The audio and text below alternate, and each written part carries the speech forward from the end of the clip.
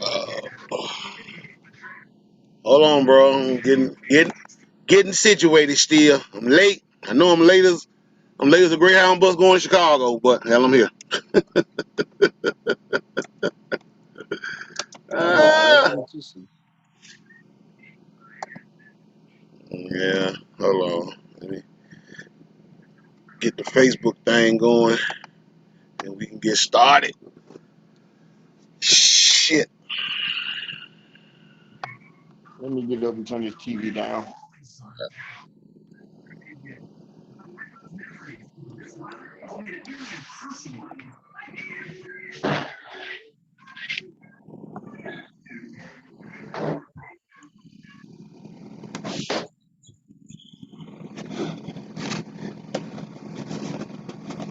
Right back down where I came from.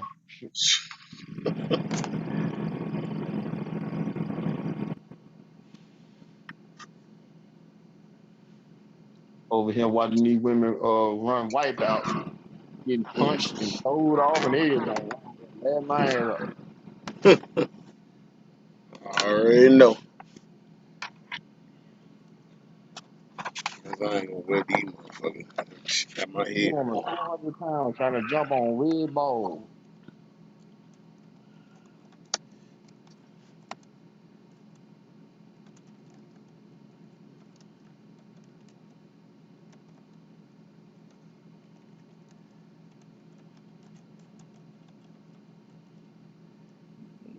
Crazy.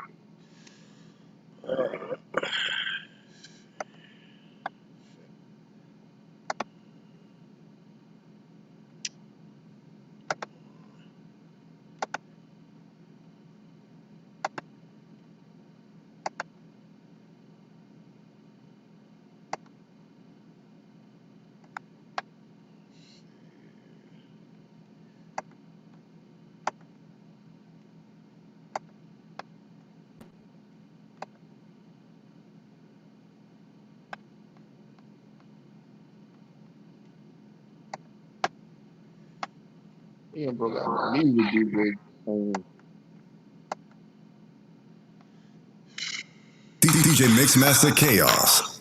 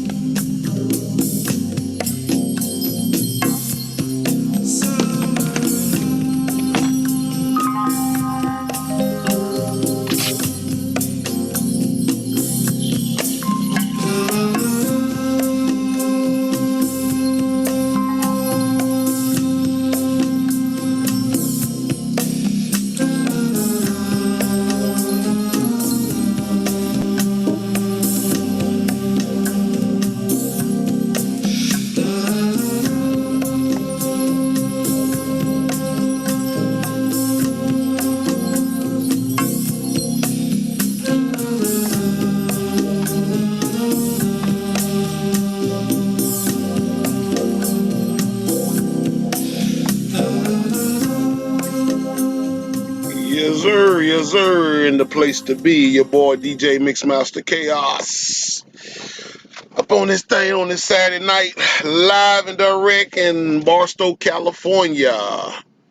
Believe it or not, this is my home state, as y'all may know and may not know, but this is where originally where I come from, California. I'm like probably about an hour and 30 minutes from LA. I got my boy Mega Lockdown. Y'all may know.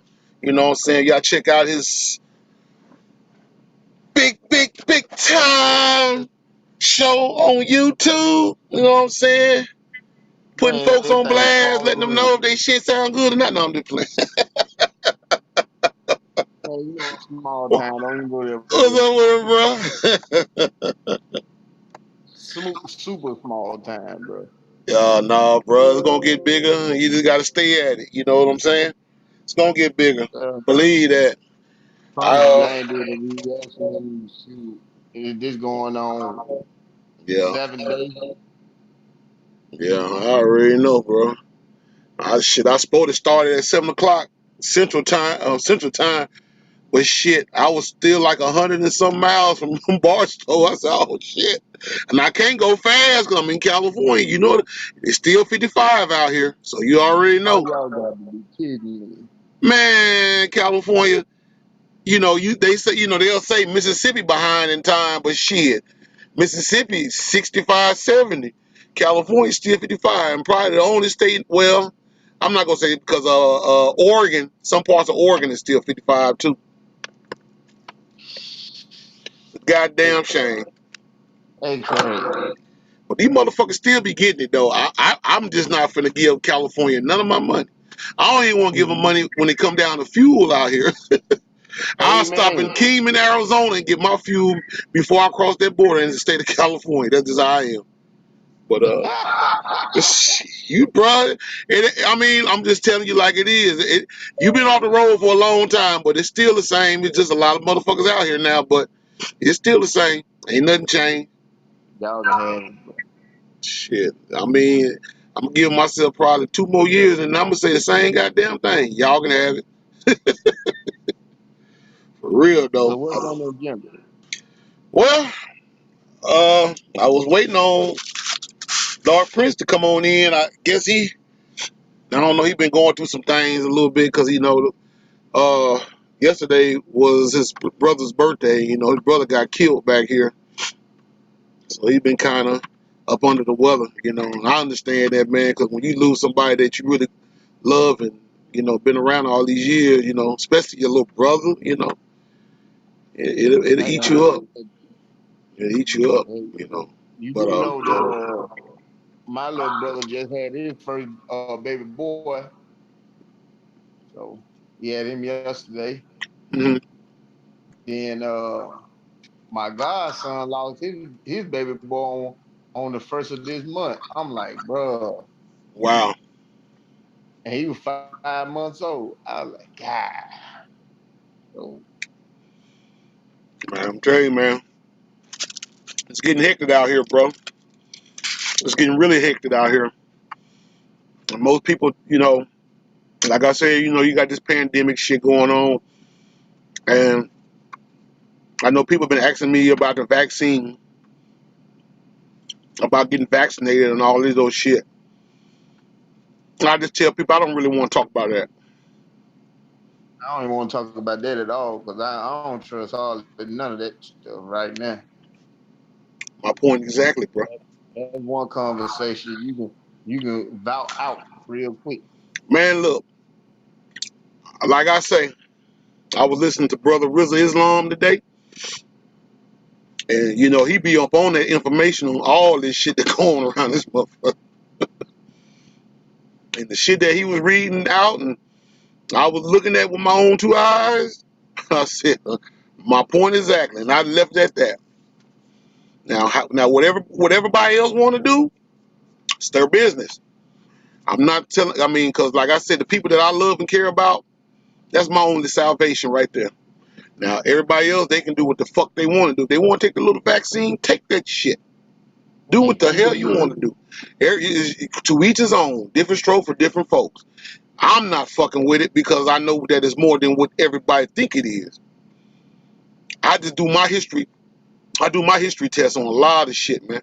And what I see, I basically, it's just like a math problem. God damn it. You put this with this, carry that over there, carry that back there, equals what? Don't get it. Hmm. I'm Good. just telling it like it So is, bro. so That's just so how when it you get is. You know vaccinated, what is that also just I'm saying? one shot? I just do my history. You know, what's up, first lady? What's going on? Lisa speaking to her. Well, Yeah, you but probably the only one that can see her. huh? Yeah, yeah, because I'm looking live on Facebook. Oh, So okay. yeah, shit. Me and her talked about that yesterday. you know, and people was trying to ask her. I know I had family members asking me the same shit, like, and why am I not taking it? And I told them, I said, yeah, I'm doing natural shit. If I get sick, I'm doing the same shit I've been doing, taking this shit, doing natural stuff that's from the earth that I can see with my own two eyes, not no shit that somebody that made and created in a lab that God knows what is in it and where it came from and how it came, and I ain't trying to figure out none of that shit. Even if it's, Especially, especially especially when it's with something, Johnson and Johnson. yeah, no, bro, I make it even better than that. Especially when it's got a name that's got 16 goddamn letters in that motherfucker that you can barely pronounce and don't know what the fuck it means. That motherfucker, Here we go. Here we go. you're like, what the hell is this? I Be don't know what pouring this out his shit. And then minister. you try to look it up in the in the dictionary, you can't even find it. Then you gotta go ask a doctor what this means. He gonna sit there, he ain't gonna tell you the truth. He's gonna tell you what they want you to hear. And then you'll be like, oh goddamn. No, I ain't trusting that. They can have that. Only thing I'm hoping they don't fuck around there and do. And hope is a real ugly word for me because I hate that word hope.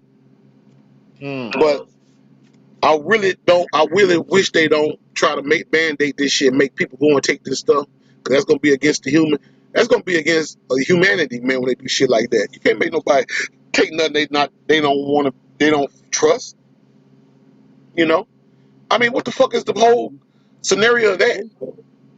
You know, Hey, you I gotta mean, understand, some things they gonna make it even when they even mandate it, and then they gonna make it a law. Then they gonna turn around and tell you can go to prison, or or the companies that you work for, they gonna just shut you off completely. yeah. See, that's how they had to keep that grip on Well, only thing I can tell you, bro, if they know like I know, they better not do nothing like that, because I ain't the one they gonna have to be worried about when they doing that stuff. It's gonna be Mr. Charlie and his family, and you know who Mr. Charlie is. You know I told you who Mr. Charlie is. So hey, you. Uh-huh. let him go. Sure. All I'm going to do is sit back there and be looking outside. I'm be on the outside looking in, looking out the window like this here. I'll be like, hey, whatever y'all gonna do, shit. I ain't got nothing to do with it. I'm gonna be on the outside looking in on that shit. You dig? I don't give a fuck. But anyway, let's get off of that. Cause we be all day talking about that bullshit ass shit. Cause just know I'm That's why not I said let's involved in it. veto that real quick. Huh? That's why I said let's veto that real quick. Yeah, but tonight's topic was going to be about. This is gonna be like one of the. Dark Prince probably gonna miss out on this one, but this topic is basically what he wanted to talk about. But I don't know. I know he probably chime in later or whatever. But even if he don't, we still can go back and and rebuke whatever we talked about or whatever. But topic tonight is old school hip hop versus new school hip hop and its influences. Oh hell no! Oh Oh hell yes, no! oh yes, yes, You talking about good music yes. versus trash? Oh Well, no! Come on! let's not get ahead of ourselves, young man. I ain't young because I've been told I was 31 years. 43 years old today. Bruh, I'm gonna tell you like this: if you still got a heartbeat and a heart and a hard dick, you still young. Well, Cause I know let me, you cause see, Bluetooth, so I ain't got to worry about that. Mega Man, you already trying to get some shit started, and the show ain't really even got up in the arms yet. But you know what I want to say? And I was gonna say, we got it going on. I don't know what to say about the young motherfuckers though.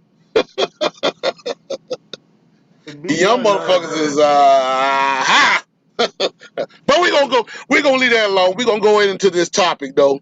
Is old school hip hop versus new school hip hop and its influences in today's society. Well, only thing You I can really, say, uh, you really don't know now. well, I'm gonna go ahead and enlighten it. Just check this sit back and put your seatbelt on, because this is gonna be a Been a hell of a ride from what I'm finna get ready to go in on. I hope they don't like the ride. 'Cause I promise you, I got a roller coaster going. Oh, hey, it is what it is. And all I can say Now, is, hold let me on. start before you start cutting people neck. Oh, All okay. right. Go ahead. First of all, let me get something off my chest. I've been holding on this all day. Uh-oh. Uh-oh. Now, just put. I take it. All right. What? This is what I'm not quite understanding. Mm-hmm. All right. Back in our days, when an OG used to tell you something, that's a rapper, whatever it is. Try to break a piece of bread, break knowledge off to you, Mm-hmm. and you still act like you supposed to be top notch because you don't want to listen. See, stuff like that really burns my baby. These so-called new artists, you take rap to a rap supposed to be an art form. It's supposed to be poetry. It's supposed to be about your hood, Mm-hmm. what you are going through. Mm-hmm. Not the at libs that every time you turn around, you gotta put an at lib because you don't know another word. Sometimes you need to pick up a thesaurus or you need to go find your Webster dictionary for rappers, which they do make them books. If they don't believe me, go look it up. It's in Google. Now, Uh-oh. hey, I told you should not open the can of worms because I've been holding on to this for a long. Look. You don't see no stop sign out here with me. Let that, like Dr. King said back in the day, let freedom ring, let freedom ring, let that shit See, let me ring. say He this. didn't say shit, but let the shit ring. I'm saying it for him.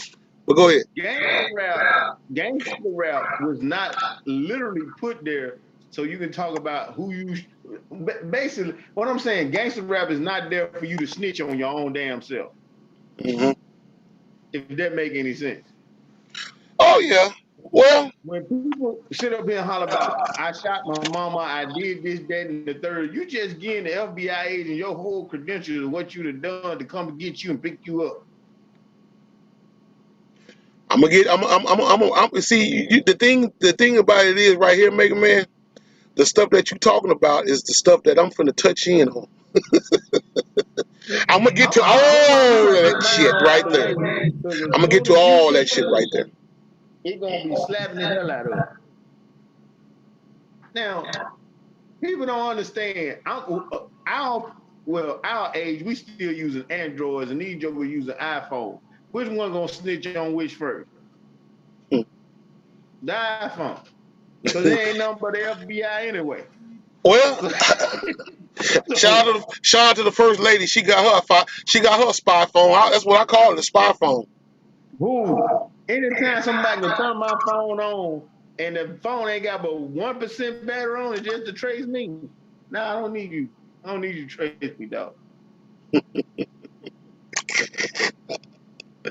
Well, Literally, that's what the rap game looked like to me. Because, all right, right now, I've reacted to Tom McDonald. I mm, done reacted to the baby. I done reacted to Busta Rhymes. Busta Rhymes ain't doing no telling nothing about what he did in the past, this, that, and the third. He ain't doing that. He looking at the future. He well, putting bar after bar after bar after bar. I ain't late. He ain't telling you he laid down with your girlfriend just to have a good time. well, bro. Let, before you get your blood pressure up high, let me go ahead and get started with this. Well, bro, this is like this here. We're gonna start with old school, and then we work our way around to the new. Man, you put the greats up here. That's unfair. Now, yeah, as you can see on my board up here, I got all the old school greats up here. And this is the music that me and you, First Lady, all of us grew up off of. Hello. And the thing about it is, you gotta understand, when hip hop first made its debut in 1979, even though hip hop had came out way back in the early 70s. But when it first went mainstream was in 1979 with a song called Rapper's Delight by the Sugar Hill Gang. But you know, To rappers. the hip, the hop, the hip to the hippity hip hop, don't stop. That was not even that wasn't even their song. That was something they heard from a rapper called damn, what's the name of their brother name? Because matter of fact, they gave him, he was a part of that movie on the Get Down. Damn it, forgot On that Good dude name. Time. First lady, what's that dude name? The one that they had rapping on the Get Down movie. That rap what was his name? But he never got his place in hip hop. But they stole his rhyme and made that song Rapper's Delight. He wasn't a part of the industry, but he was the first hip hop artist back in that time. But he just the motherfuckers heard his shit and took it and rewrite it and put it in the industry to where they made like they made a damn song. Yeah. And he was pissed behind it.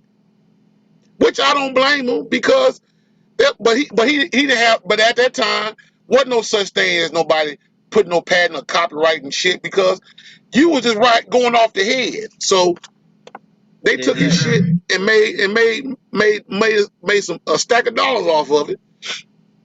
But more of the story, when hip hop started getting mainstream, it basically specified everything that was going on in today's in society by itself.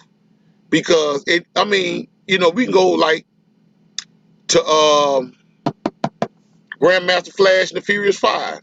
They had a song called The Message. Had a song called The Message. Don't push me because I'm close to the edge.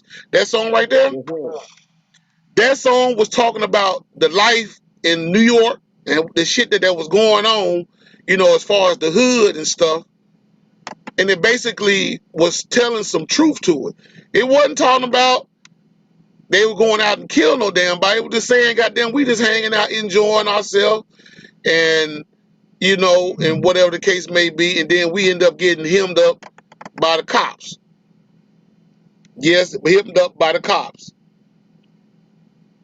No, And they baby, make no, it I seem ain't talking like about Rapper's Delight, the song Rapper's Delight, but the rapper that was on the movie The Get Down, that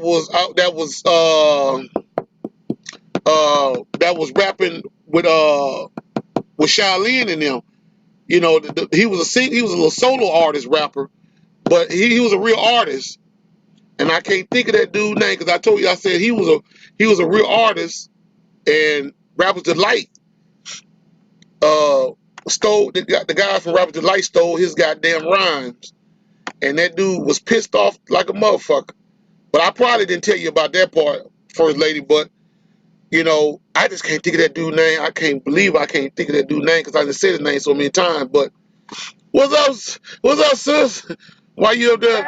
Why you up there bullshitting? Yeah, I can't think of that dude's name for shit. What's up, Slim? Nothing, ain't nothing. Bullshit and politicking, that's all. But You can leave that alone. oh no, I ain't talking about that type of politics. I don't fuck with politics no way. Politics like crack. You just say no to Okay.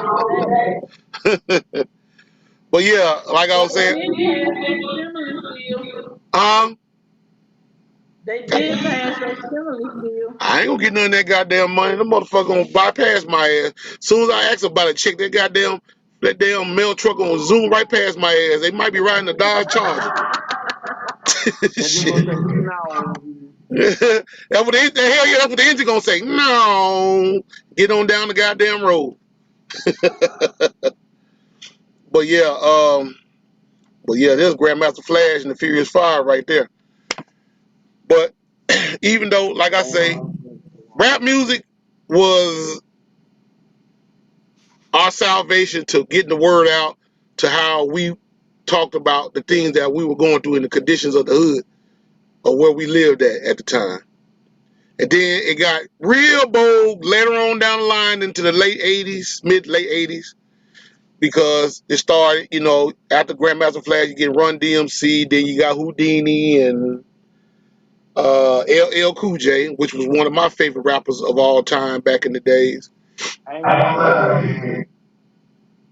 Well, well, this is no lie. This is a real deal Holyfield, here, bro. I was real. The reason why I liked it LL was because LL had that, you know, at the time, you know, we were young back then, so shit.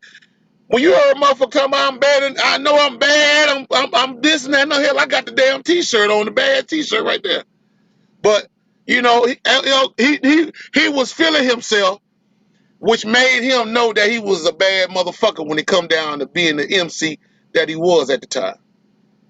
No, But at the same time, you had another brother that he was going against that was even better than him, but he didn't get no play, and that was Kumo D. Everybody, motherfuckers slept on Kumo D true. because Kumo D is really why LL Cool J is where LL is at right now. Because LL, huh? LL and Jay-Z were coming in at the same time. Who that? Jay-Z. What about Jay-Z? He was coming almost he was like a 1 year behind LL Cool J. See, I didn't like LL Cool J because he had too much. Everybody was jumping on the LL Cool J bandwagon, and I just couldn't beat it. He had them Well, type dope movies, but you know that had you love the well. Oh, bro, I couldn't do that. well, see, that was the thing about it. See, Cool J, the whole concept of LL Cool J back then, he was an industry nigga. You know what I'm saying? He was on, you know, on Rick Rubin's coattail. You know, Rick Rubin was, and Russell Simmons was the Def Jam gurus back in the days, and so they basically, he was like one of the first big artists. Matter of fact, was the first big artist of Def Jam back in the day. You know, and then you know that kind of sprouted up Def Jam's credibility of being a label. You know what I'm saying? Because of LL, and then you know later on down the line, Beastie Boys and all these other cats start come falling suit behind that. But see, Don't forget about Big OD and Busta Rhymes now. oh, you talking about the '90s. I'm still on the '80s. I ain't mentioned the '90s yet. When we get to the '90s, Well, goddamn it. LL Cool J was like 89, 88, somewhere around over there. No, L was 85. Oh, I was too young then. I I didn't catch on. wasn't. I wasn't because guess what? I was 9 years old, bro, and believe it or not, I bought his first album. That first album he dropped, Radio, because he had a song called "Dear Yvette, I Can Give You More." He had a whole lot, man. He had some bangers. That's why I said Cool J was. He was like motherfucking Aquaman on that motherfucking microphone back in the days. You know what? If they got his stuff on YouTube, bro, I'm gonna go back and find some of this stuff. Yeah, I Cause mean, bro, I want when you get a chance, bro, just listen to that Radio album. Man, you be like, damn, what the fuck I was at when this shit was out? I ain't hear none of this shit because I see, can tell you where I was.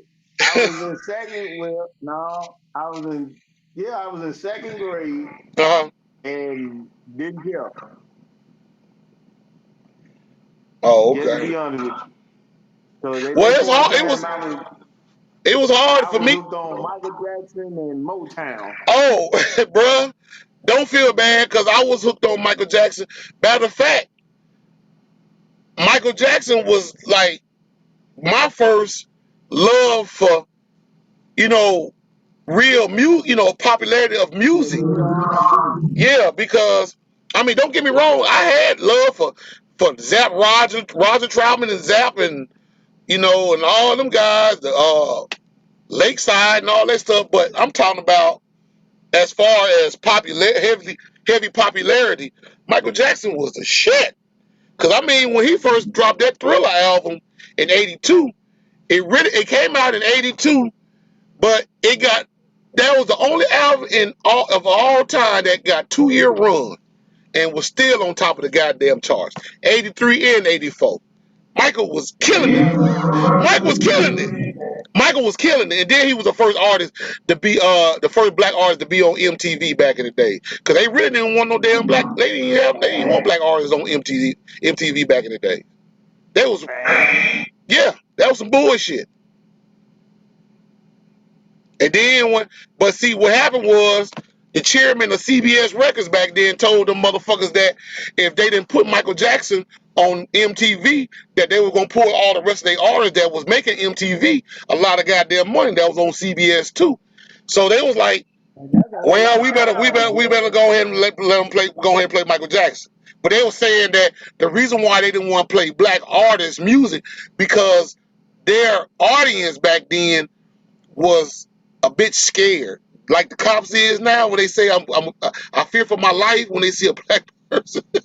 They was fearing for their life when they heard Michael Jackson Thriller and Beat It and Billie Jean. How you gonna say that? And they would listen to Motown, Temptations, the Spinners. They don't. But the thing about it was they wanted to have a station, a cable station that basically defined nothing but Caucasian music.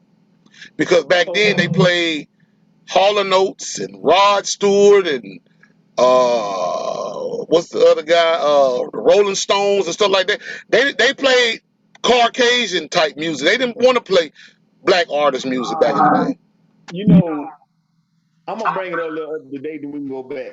Yeah. You know, when you said it like that, MTV had Nick Cannon to do a public apology for what he said, unsaid, and Wild 'N Out is back on the air. They really don't want to say that, you know, people got tired of listening to the ridiculousness. Everybody turned to MTV, didn't like this. I got now coming back. So Nick Cannon ate some crow. He ate some crow, but he's back on MTV now. Yeah, I'm not surprised. So He apologized for some back to what you were bullshit. saying about MTV. MTV was trying to be dominant white. But Well, you know who you owns can't MTV, just don't label you? Know who owns one. MTV, don't you? All right, this TV show is gonna be white, and then no,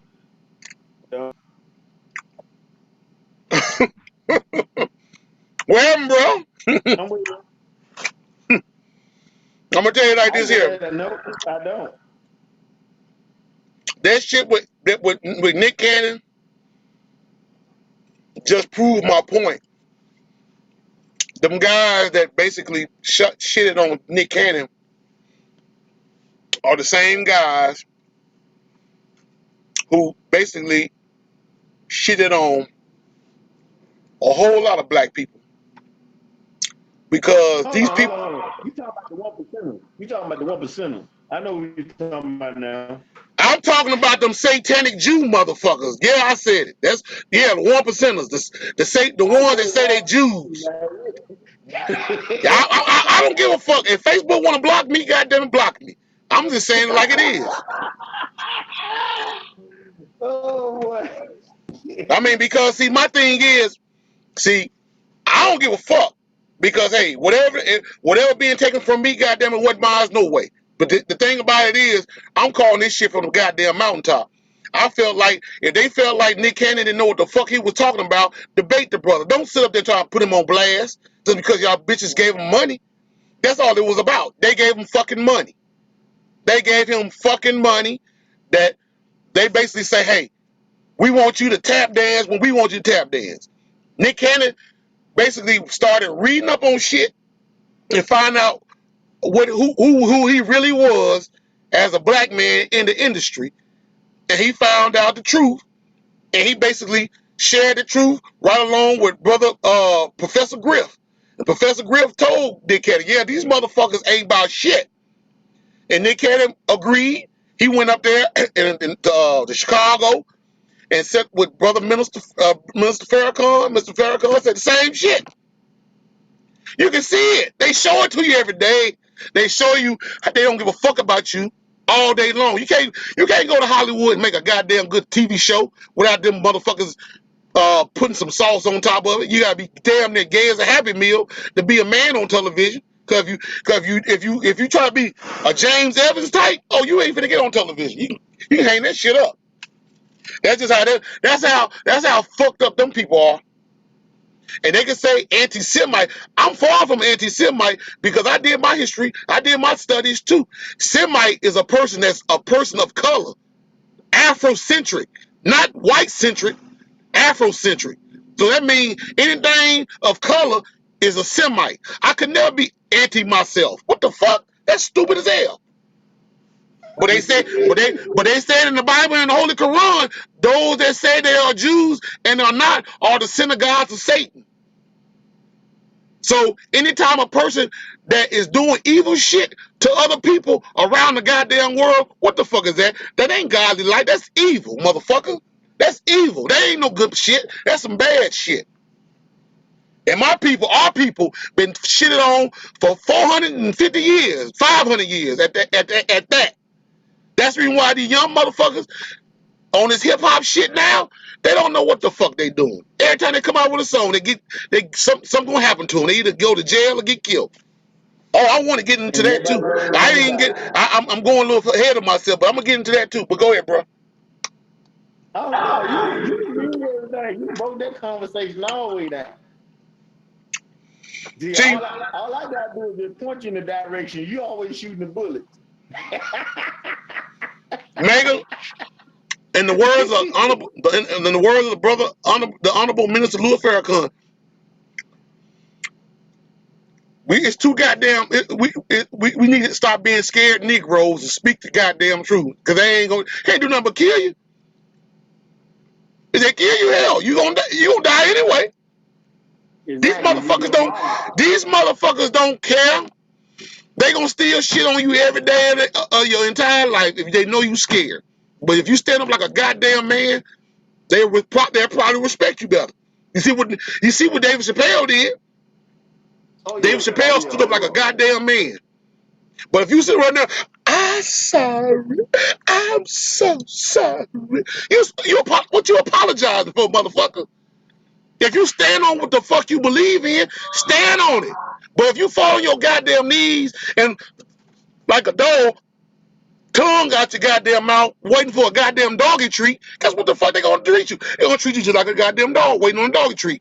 That's plain and simple as that. They give less than a fuck about you. But at the same time, you know why? You know why they don't give a fuck about you? It's because you don't give a fuck about yourself. Self-love is the best love. Self-love is the best love.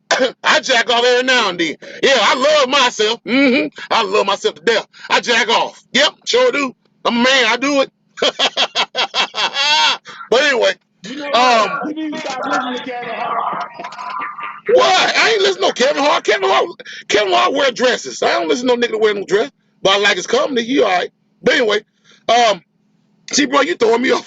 You throwing me off. You throwing me off the ship now. I'm trying to stay on the ship. You say Kevin Hart dresses.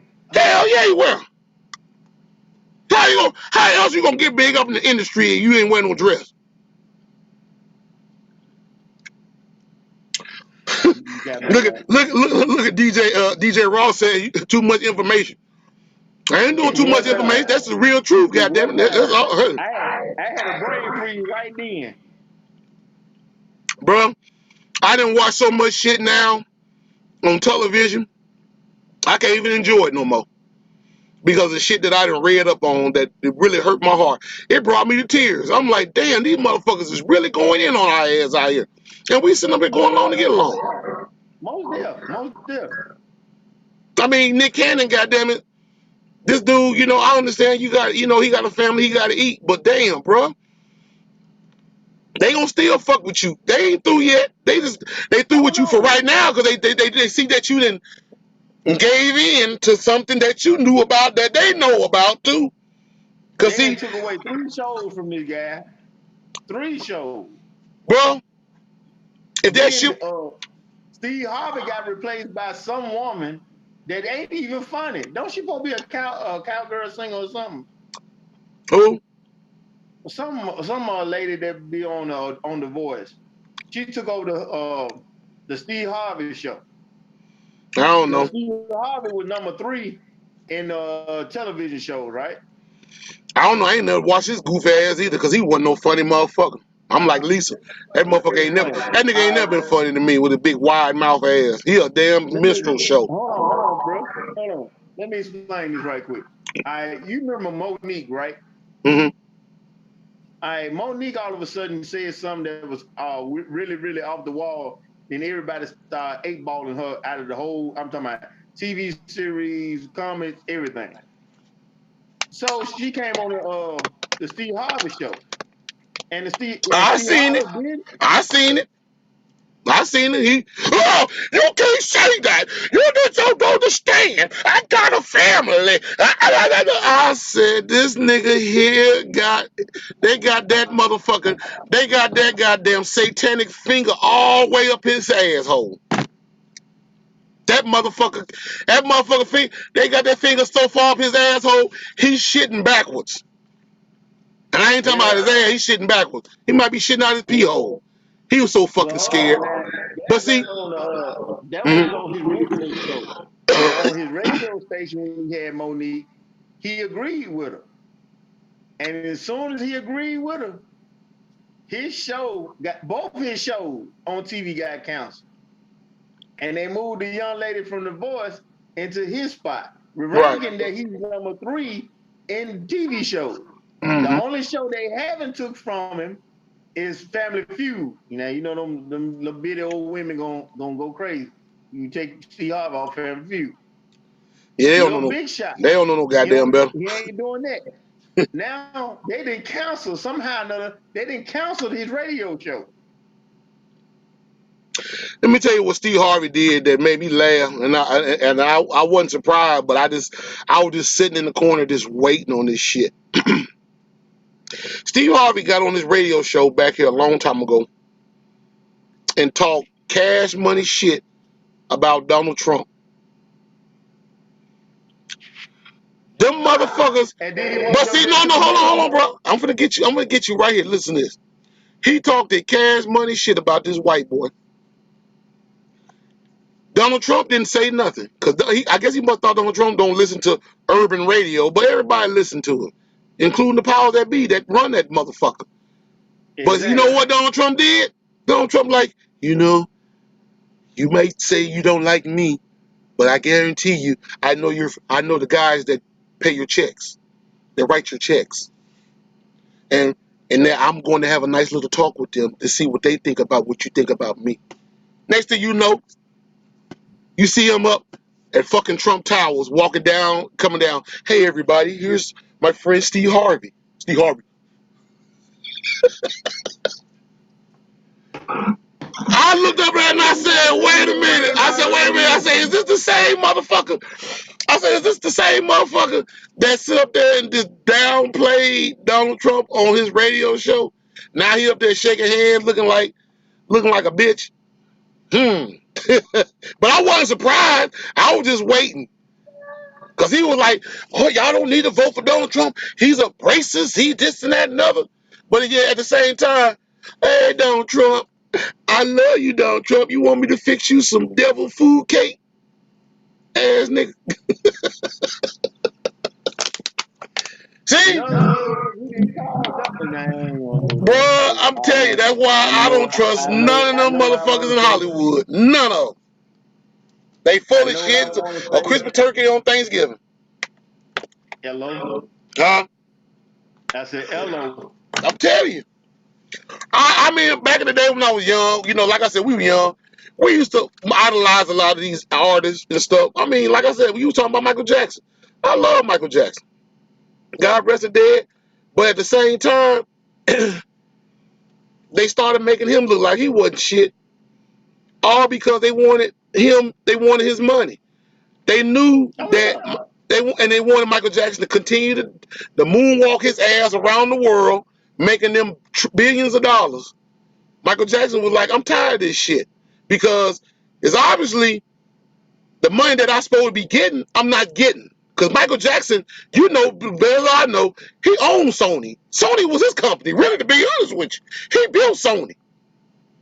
Round up. This motherfucker, I didn't even know he had his hands in Jay-Z and Beyonce music. Every time a Beyonce and Jay-Z song got played, Michael Jackson got a check. Now think about that shit. Man, you need to read who wrote stuff, bro. Certain song Michael Jackson wrote. So when you think about a black man that's been loved by millions of people all across the globe, and then and it could have been really the president of the goddamn one of the biggest goddamn entertainment companies in the world, you know they're gonna have to get rid of him. He had to go. He had to go. He had to go. Then, not to mention, you own some of the biggest catalogs in the industry too. The Beatles, Elvis Presley, Yeah. Little Richard. Oh, But he gave Little Richard his shit back though. But before he passed. But you know, all these other guys, the Mills Brothers, and all these motherfuckers, all these old Caucasian bands, he owned all this shit. Every time they play a song off that album, he had to get paid. They didn't like that. And now he gone. Oh yeah. Cause the thing about it was he was running game on Paul McCartney, because Paul McCartney, the one told him how to do the shit. He said that told Paul McCartney. Paul McCartney, he's like, he said, Paul, he was like, you know, Michael, you know what's good about the industry? He was like, and Michael sitting up there listening. He like, yeah, I'm listening. He like owning the catalogs of music. He said, oh really? He was like, yeah. He said, me and Yoko Ono, which is John Lennon's wife, we trying to buy the Beatles catalog. There's a guy in England that want to sell it for I think he said for $8 million. And said that he wanted Yoko Ono was gonna try to come up with $4 million, and he was gonna come up with $4 million so they can buy it. And Michael Jackson like, really? Shit. So while they were sitting there trying to figure out who was gonna come up with what and who was gonna come up with who, Michael Jackson slid in there with $44 million. Thank you. The doggone songs are mine. Huh? He said, yeah, y'all keep playing this music, I'm gonna get my money back regardless. Yeah. Well, the thing about it was, he also sampled some of the songs, so he getting off of that too. oh yeah. Well, see, the thing about it was, Paul McCartney get his feelings. He was mad and talking about Michael Jackson. If Michael Jackson mess with them little kids, he need to go to jail. I'm like, nigga, you in your feelings because that man he took what you thought you were gonna get. But he did. Michael ran. He straight gangster that motherfucking shit. And God rest his dead, I loved him for that. Cause they've been doing that. They've been doing our shit like that for centuries. He should have told Michael. I guess he must thought Michael was one of them old green ding digglings that didn't have shit. Michael shit was slid in that bitch and gave him that motherfucking money. Thank you. Just like Prince, man. Prince had a whole bunch of catalog with I think it was Warner Brothers? or Disney or somebody. No, it was Warner Brothers. Okay. And he had his whole catalog that he couldn't even use his name no more. He had to use a symbol. Uh-huh. So when it was time to bring out his new album, nobody from LA all the way back over to Atlanta, back up to New York would play his stuff. They wouldn't play his new album, not with this symbol. Everybody remember when he took his name from Prince to that symbol. So Detroit would play it. So this is what Prince did. Prince came to Atlanta, Georgia to do a show, right? Prince pulled all the record label, the like 97 Jam and all them into one room. He said, man, you gonna play my record? The dude said, I gotta talk to my boss. He said, slave. He right. That's what he His had on song his. was called That's what he had Slave. on his cheek. Love. I was like, what is he That's what saying? he wrote it on his cheek. Slave. And they was asking Prince, what the hell did that mean? Which the motherfuckers knew what it meant. They just wanted to hear what he had to say. And Prince said, "Hell, this is how the industry treating me, like a fucking slave." That's the reason why he took the name Prince and made it as a symbol. And they just called him the But artist known see, as Prince. But see, Prince was basically just like Michael Jackson. He was like, man, these motherfuckers is trying to work the fuck out of me and not give me shit. They wanted to keep him basically just like they did with Michael Jackson. They wanted to keep these guys bottled up in a damn. It's like being on the plantation, like slaves. This is my top-notch slave right here. I don't want this slave to be nowhere in society. I want my slave right over here where he need to be at, in this little box. Because see, I'm gonna show you how shit was fucked up back then. Michael Jackson, everybody in the world thought Michael Jackson was trying to be white. That's how fucked up this shit was because they thought Michael Jackson said, hell, I know I'm black. You can see that I'm black. Look at my nappy ass hair. They talking about Michael Jackson was trying to be white. Michael Jackson said, I wasn't trying to be white.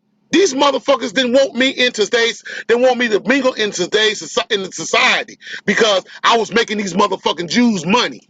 So they don't want me out there fucking with my people because they was afraid that if I start fucking with my people, it means I'm finna help my people, and they don't want me to help my people.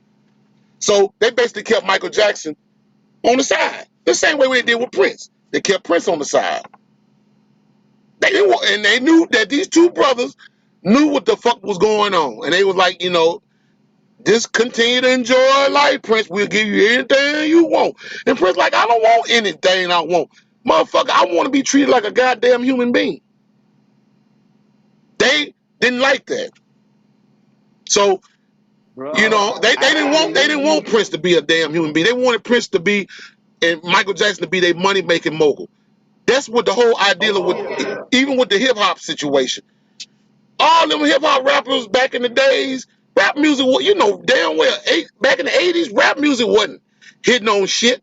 It was hitting on shit Oh in no. our society, but in the mainstream, nobody wasn't listening to that shit. You had radio stations back in the day that wouldn't even play a rap song point blank. They're like, we not playing that nigga shit. No. Mm-mm.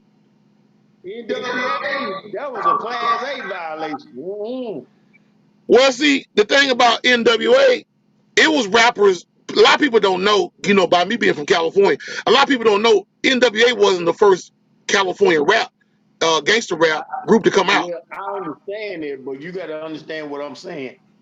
I'm talking about around the world. Everybody know who NWA Oh, is, yeah. but you was not gonna play NWA music. You would never play an NWA music 99.7 down here in Jackson, Mississippi in 1991. There's no way they gonna try to play that. Well, the thing about it was, the reason why they didn't want to play NWA music like that is the same reason why they didn't want to play Public Enemy. Because it was talking about the realities of the street life that was going on. They was talking about shit that was consist of police brutality and being done wrong as a black man in society. Which The it whole still idea about does what today. Public Enemy was basically doomed for bad because Public Enemy was the word by itself. Public Enemy. Who's the public enemy? The black man. Like, What was Public Enemy's symbol? It was a symbol of a black man in crosshairs. mm-hmm. So they already fucking knew that, oh, these motherfuckers trying to be smart. Then they come up with a song. They had an album. It takes a nation of millions to hold us back. What? Who are they talking about? They ain't talking about Mr. Charlie. They talking about us. It take a nation of it take a nation of million motherfuckers from all over the fucking world to hold black men back. Exactly. Which is being done today by our own people today, and they still don't realize. No, because see, as time went along, the big meeting in 1991 that happened that most people don't know. See, when we had rap music back in the 80s, it basically specified everything that was going on that we did not like. So they basically pulled a rabbit out of their hat in 1991. And most people don't know about the situation in 1991 because the same shit that went on with this industry meeting in 1991 is the same concept that they did with the COINTELPRO of black people trying to basically talk against the white power structure of America. And that was that the record industry went out of their way to meet up with private prison owners to come up with a way to take all of the good old music that we used to listen to and make it for bad. Basically took the lyrics, everything that we were talking about, the white man this, the white man that, we being done wrong. They didn't want that. They didn't want that in the music no more. So what they done, they basically said from now on, when you get one of these rap artists, make damn sure that their music is basically talking about everything but what the white man has done to black people. Meaning that they wanted black people to talk about everything else as far as bitches and hoes, smoking weed, getting high, shooting each other, etc. But you could not talk about what America has done to black people. They didn't want that. Oh no. Now I will stay on here longer with you, but I know I gotta get this boy up at 4:00 in the morning. Uh-huh. He gotta be on this bus. And I gotta get some sleep.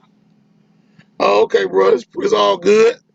Appreciate you stopping by and get your little rant in before you got shut it on down. No, the fact is, bro, that you know what my son will get, man.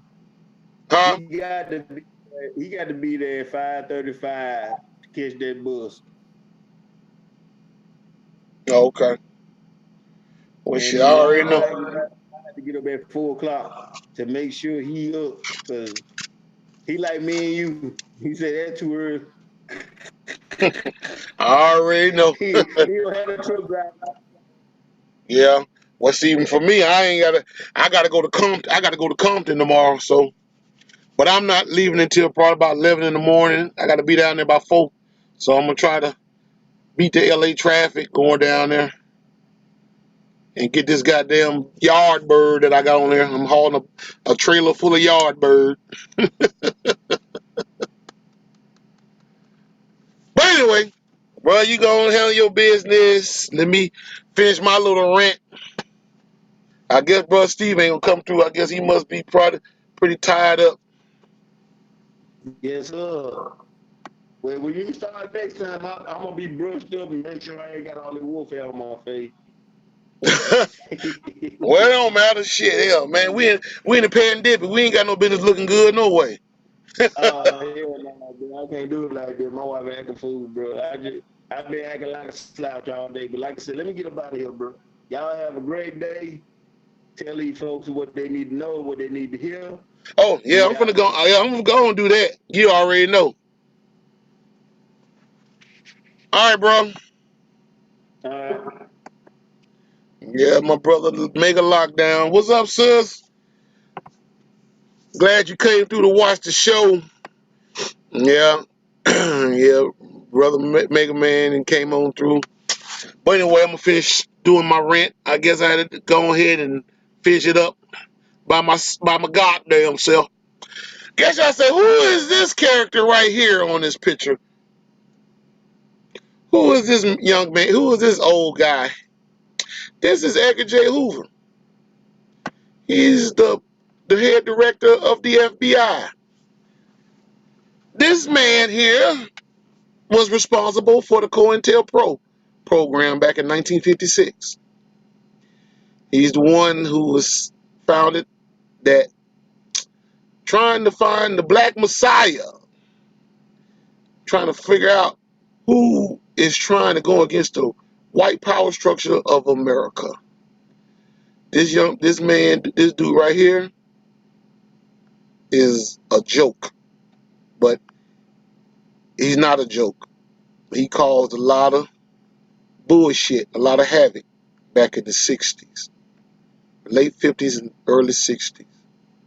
This man right here. From the death of Medgar Evers all the way down to the Black Panther Party. He basically destroyed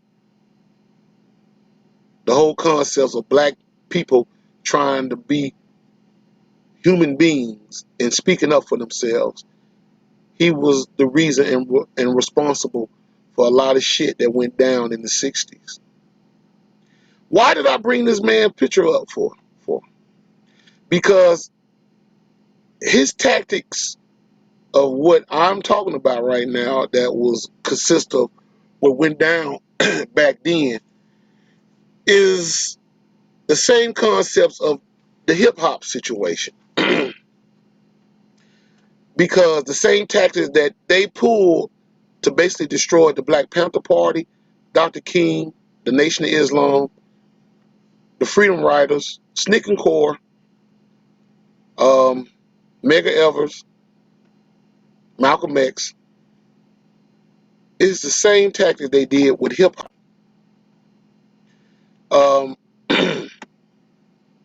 You probably say, wow, never thought of that. Yeah, a lot of us haven't. Because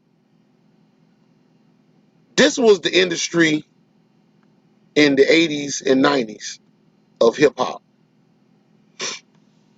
Guys, these are the rap artists that I grew up on, and a lot of cats that are in my age range and older grew up on.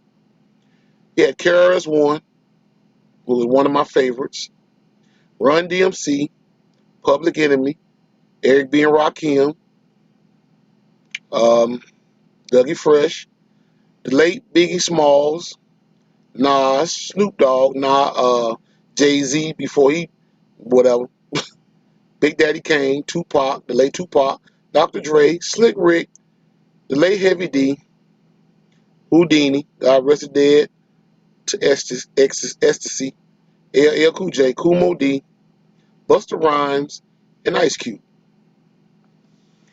These are rappers that I really are real funded to way back in the days. Their rap music in that particular time gave us a lot of sensation of love, happiness, and sometimes sadness. But at the same time, their lyrics were clear. We could understand what they was talking about because a lot of the things that they talked about was what we lived through in our daily lives. Of course, the same guy the picture of the FBI and the counterintelligence program, basically CIA, all these guys basically watched all these guys right here and listened to them very carefully onto their lyrics. A lot of the lyrics that they rapped on back in them days were very inspirated to a lot of us, to being respectful to ourselves and others. And it also helped us get through life in a lot of ways. Because we knew that we were listening to somebody that basically felt our pain and passion in the hood. And even to the fact where we knew that the government and the powers that be were fucking us left and right. And you had rap groups like Public Enemy and NWA, Ice Cube, the late Eazy, MC Ren, Dr. Dre, and DJ Yellow, and of course, Arabian Prince, had songs talking about Straight Outta Compton, basically talking about what was going on in the city of Compton, which is a suburb. To some of y'all that don't know, this is the suburb of my hometown, Los Angeles.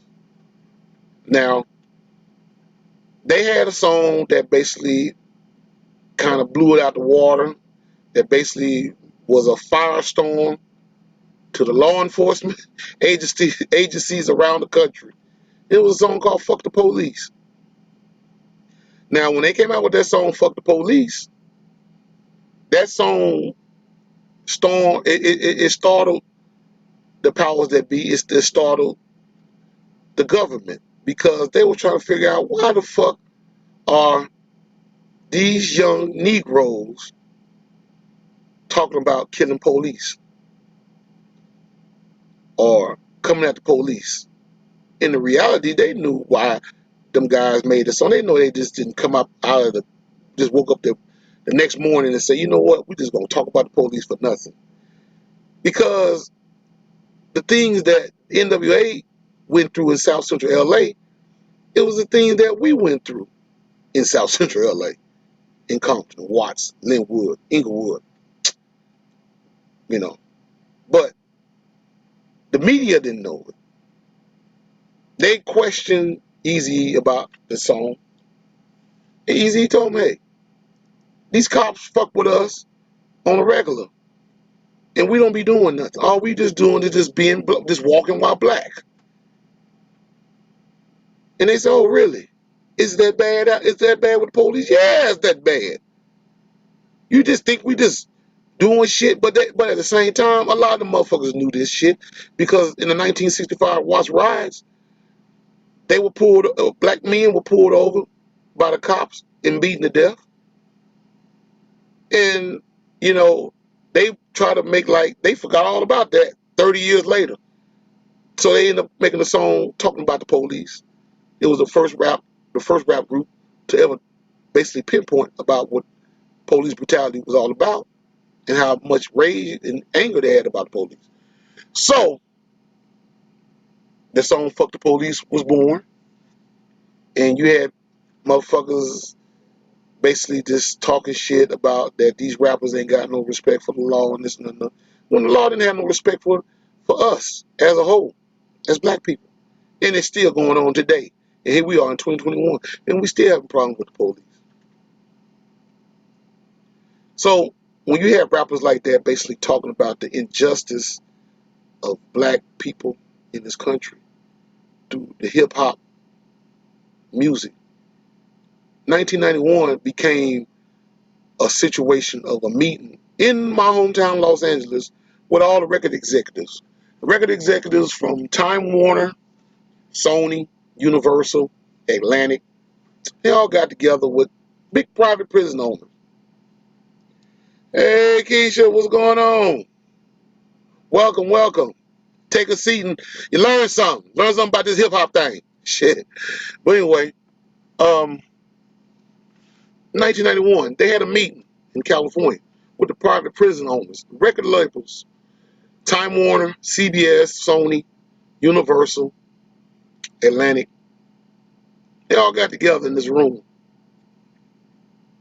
And they basically wanted to change the sound of hip-hop because hip-hop was talking about the white power structure. It was talking about the wrongdoing of how black people are basically being treated in America.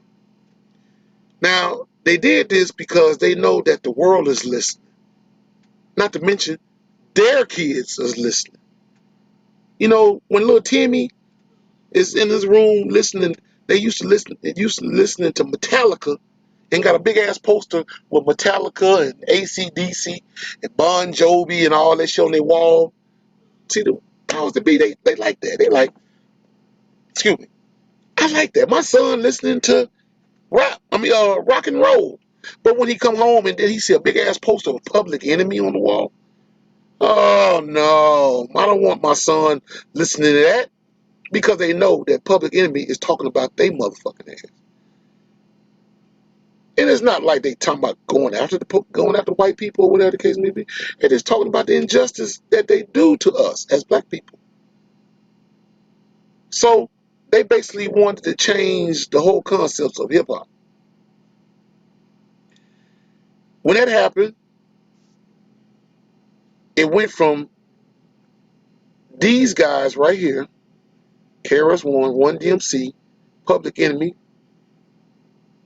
Eric B. and Rakim, Big Daddy Kane, Kool Moe Dee, and Slick Rick, all that. And then it started being more focusing on this fella right here, Dr. Dre. Dr. Dre and Tupac, which may a lot of y'all know were artists of the label, the newly known label in 1991 called Death Row Records, which was distributed under the tutelage of Time Warner Interscope Records. They basically changed the whole concepts of hip hop. They were the epicenter of the change of hip hop, because rap music wasn't talking about glorifying the whole concepts of black men and women loving each other, looking out for each other.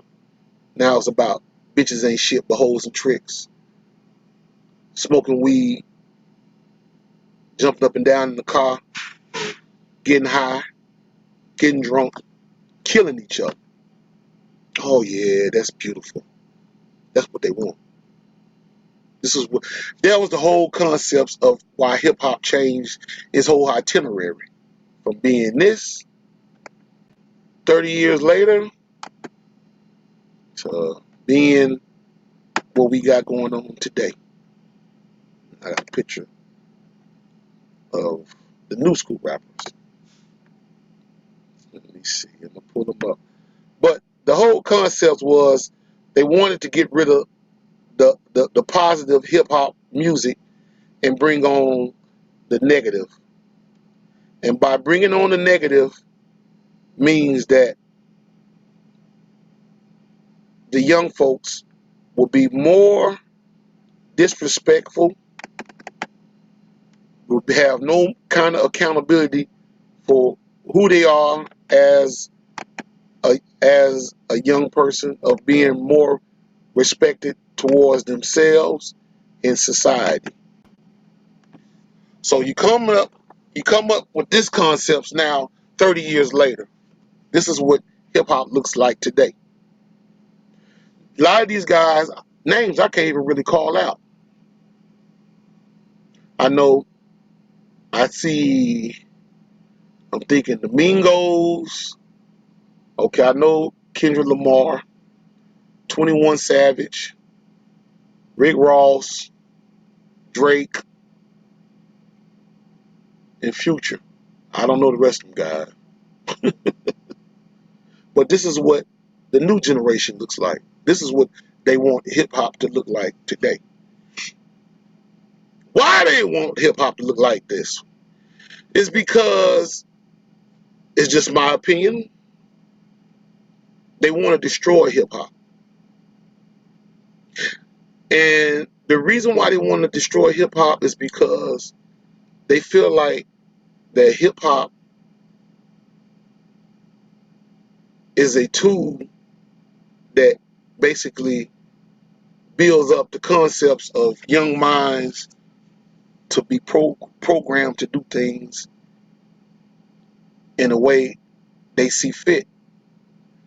That's the reason why they did what they did in 1991 to change the whole concepts of hip hop, because hip hop, you can get more young folks to basically listen to these rappers faster than they'll listen to any preacher at a church, and they know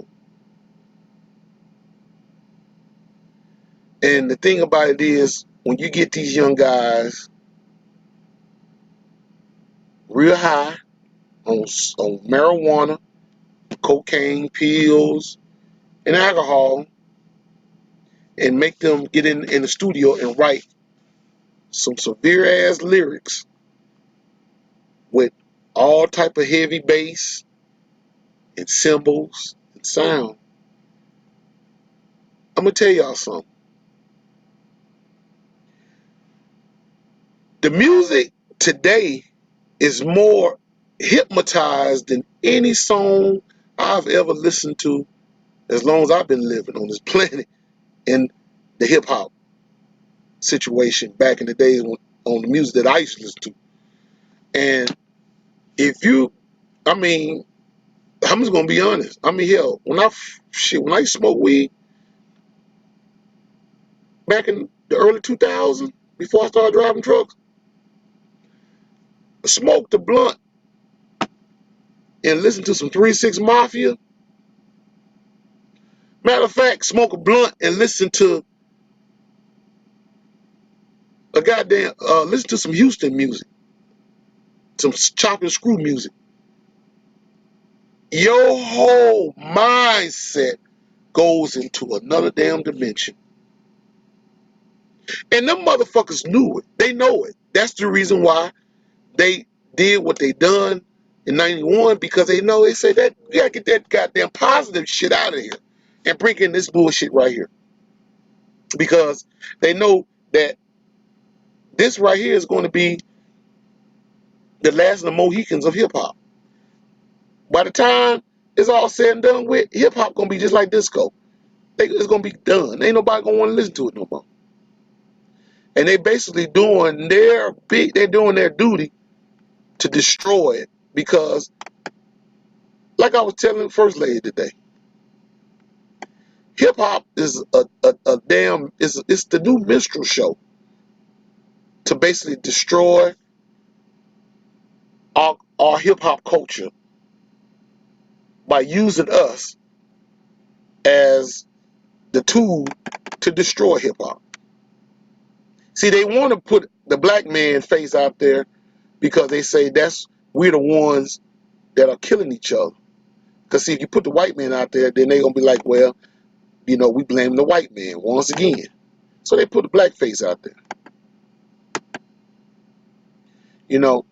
The thing about it is right here, in '96, I never forget when I was in LA. I remember that time, the last time I seen Tupac. Listening to Tupac music in 90, when I first started listening to Tupac, when he first came out in 91, 92, Tupac had a song called Brenda's Got a Baby. He had a song called Trap. A lot of them songs that Pac came out with was positive songs.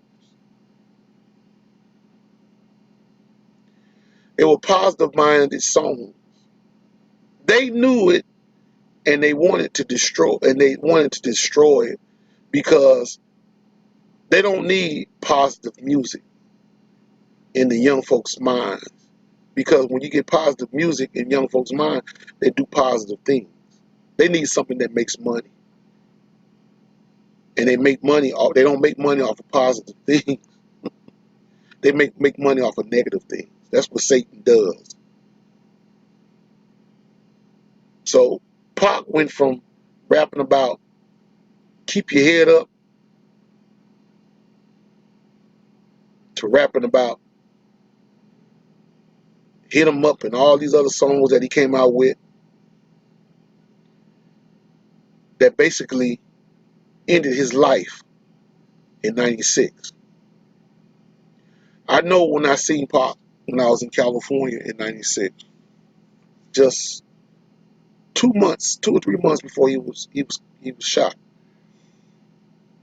I can see it in his eyes that he really didn't like what he was doing, but he was doing it to try to save himself. And even when I read the book, the FBI Wars on Tupac and Black Leaders, Pac basically said that he knew he sold his soul to the devil, and that he had to do what he had to do because they was trying to fuck with him when he was in prison. So in order for him to basically get out the valley of the shadow of death was to go ahead and sign up with Death Row Records. And when he signed up for Death Row Records, they got him high as a kite.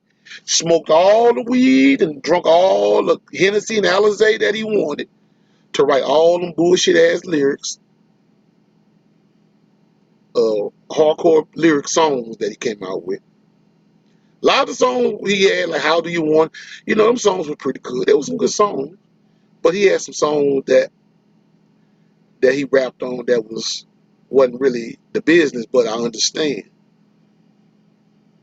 And then it got to the point where even before then, when he got shot at Quad Studios in New York, he sweared up and down that he was shot up by this man right here, Christopher Wallace, aka the Notorious B.I.G. Big said he had nothing to do with it. He didn't even know Pac was coming to Quad Studios. But he have told Pac that it felt like he was surrounded by motherfuckers that was fake. Because which Pac was surrounded by motherfuckers that was fake. I had a picture of the guy, Haitian Jack, and a whole bunch of motherfuckers that was sitting on the bed with Pac. And they had up under the caption, when you have your so-called friends that you think is your friends, not really your friends, look at this picture. And you can see how they was just looking at, zoomed all that Pac, like they wanted, like yeah, we're going to get your ass. But Pac was so fucked up in the head, he didn't know what was who and who was what, to where he thought Biggie and them had shot him up. And when he went to prison, it was informers in there that worked for the motherfucking people. Told Pac that Biggie had him shot up. That Puffy and all them had him shot up to get shot. So Pac basically made it his business when he signed with Death Row Records to take shots at Biggie. That's when he came out with the song Hit 'Em Up. Not to mention, he thought they lied and said that Biggie had a song called Who Shot You that I heard with my own fucking ears before Pac was even shot. It was a bonus track. But what a coincidence how they just put that song on Biggie's album, Ready to Die. It wasn't even on there. They went ahead and made it a bonus track later on down the line. And it was like it was a setup starting to brew between them two. Because Biggie had wrote that song Who Shot You way back in the summer part of '94, just probably like 2 or 3 months before Pac was shot at Quad Studios. But media had out that Biggie made the song about Pac. That's how that shit got escalated. But the moral of the story, Tupac died in '96, Biggie Smalls died in '97. All because they wanted these two brothers to make bullshit hip-hop music that was going to make the concepts of the black culture of hip-hop become violent, crazy, and deranged. So you end up with the music that you got today 30 years later. That's my brother Alamo coming on. Now, I know most of y'all probably say, I can't say that new school hip hop had anything to do with what was going on with the music of what we were listening to. Well, it does, because the shit kept going.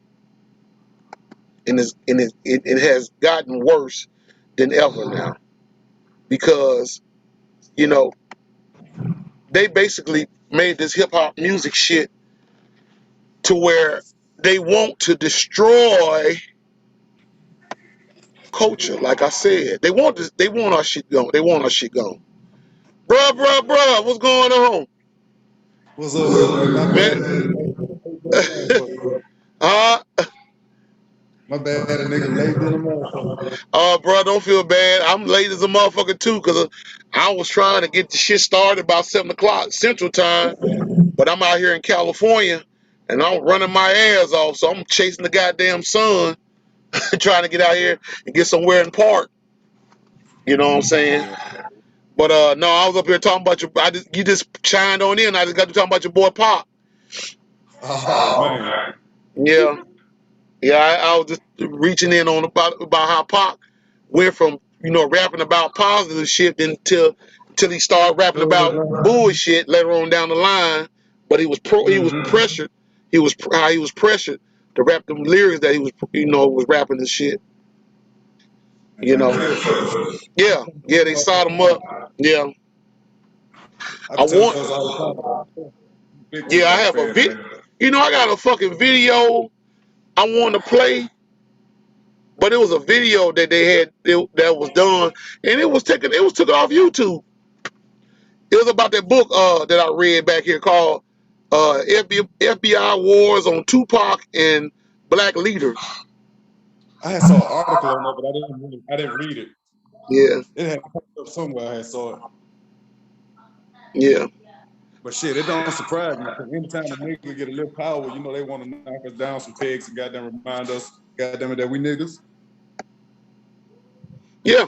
Basically, and see Every time. You know what I'm saying? and see the thing about it is, like I was saying about Pac. Basically, he had to do what he had to do to try to survive because they was on that dude's ass, man. Yeah, I'm talking yeah. They about just real big sued him. time, bro. They was on his ass big time, and most people don't understand, like this hip hop shit that's going on now. They had a brother they had a young man to get killed yesterday. Where about? Down in Houston, some rapper named Chuck Chuck Chuck Thrill or some shit like that. Never heard of him. I never heard of him either. That was my first. But it seems like it's starting to be a goddamn. It's like Yeah, it's starting to be like it's all starting to these be a rappers. damn trend now. You see your 6ix9ine, how he been trolling on King Von. Huh? You see your boy 6ix9ine, how he been trolling on King Von. Talking about if his homeboy was his homeboys, they wouldn't have him on his shirt until the nigga that did him was in the dirt or some shit. Then he's just doing all type of fucked up shit. Talking about he's sitting up there drinking some drink or whatnot. He was like, "Is a King Von thirsty and shit like that?" He started pouring out some drink. And talking about he'll piss on that nigga and all this type of stuff. Man, that dude dead, man. Leave that shit. Let that shit be. I don't even know. I mean, I wasn't no King Von fan to know him like that. Either still ain't never heard none of his music, but shit, the nigga dead, man. Get off that bullshit. Well, it's easier for a coward motherfucker to talk shit when a motherfucker dead. Yeah, You that know how shit that there. is, bro. That ain't nothing new. You know what I'm saying? That nigga I straight mean, up host. that's the way of the world out here nowadays. Motherfuckers being cowards and say what the fuck say talk all that shit, but in the reality they ain't gonna fight flies off their ass. You already know. Yeah, I might well gonna play that video shit. You got time? We got time. God damn it. I ain't mad. Let me hit that video, man. I want you to check this out.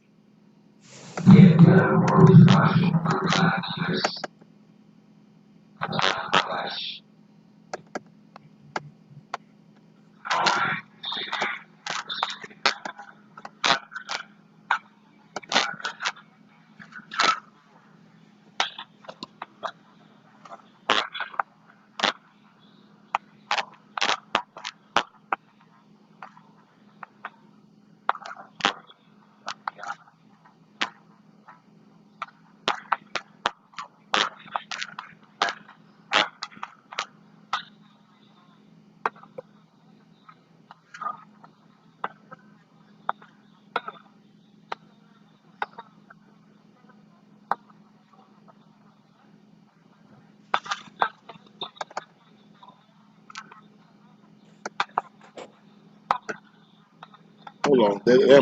Is this playing? Hold on. months ago. Okay, here we go. WBAI's Evening News asked him what he hopes Here you people go. will learn from his book. We're going to be offering a book and DVD. The book is The FBI War on Tupac Shakur and Black Leaders by John Potash. And the DVD of the same name is going to be offered. The book can be yours for a pledge of $80. You're listening to WPFW, Washington, D.C. 89.3 FM on your dial. The subtitle of this book is U.S. Intelligence's Murderous Targeting of Tupac, MLK, Malcolm, Panthers, Hendrix, Marley, rappers, and linked ethnic leftists. The book includes over 1,000 endnotes referencing over 100 personal interviews the author conducted, hundreds of pages of court documents, and hundreds of pages of FBI and CIA documents. The author obtained many of these through a Freedom of Information Act request.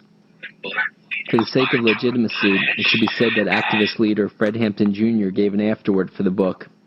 Pam Africa, head of the International Friends and Family of Mumia Abu-Jamal campaign, wrote a foreword for the book to which former journalist turned top political prisoner Mumia Abu-Jamal contributed. Regarding the Freedom of Information Act, this author paid for what was incidentally said to be over 4,000 pages in Tupac Shakur's FBI file.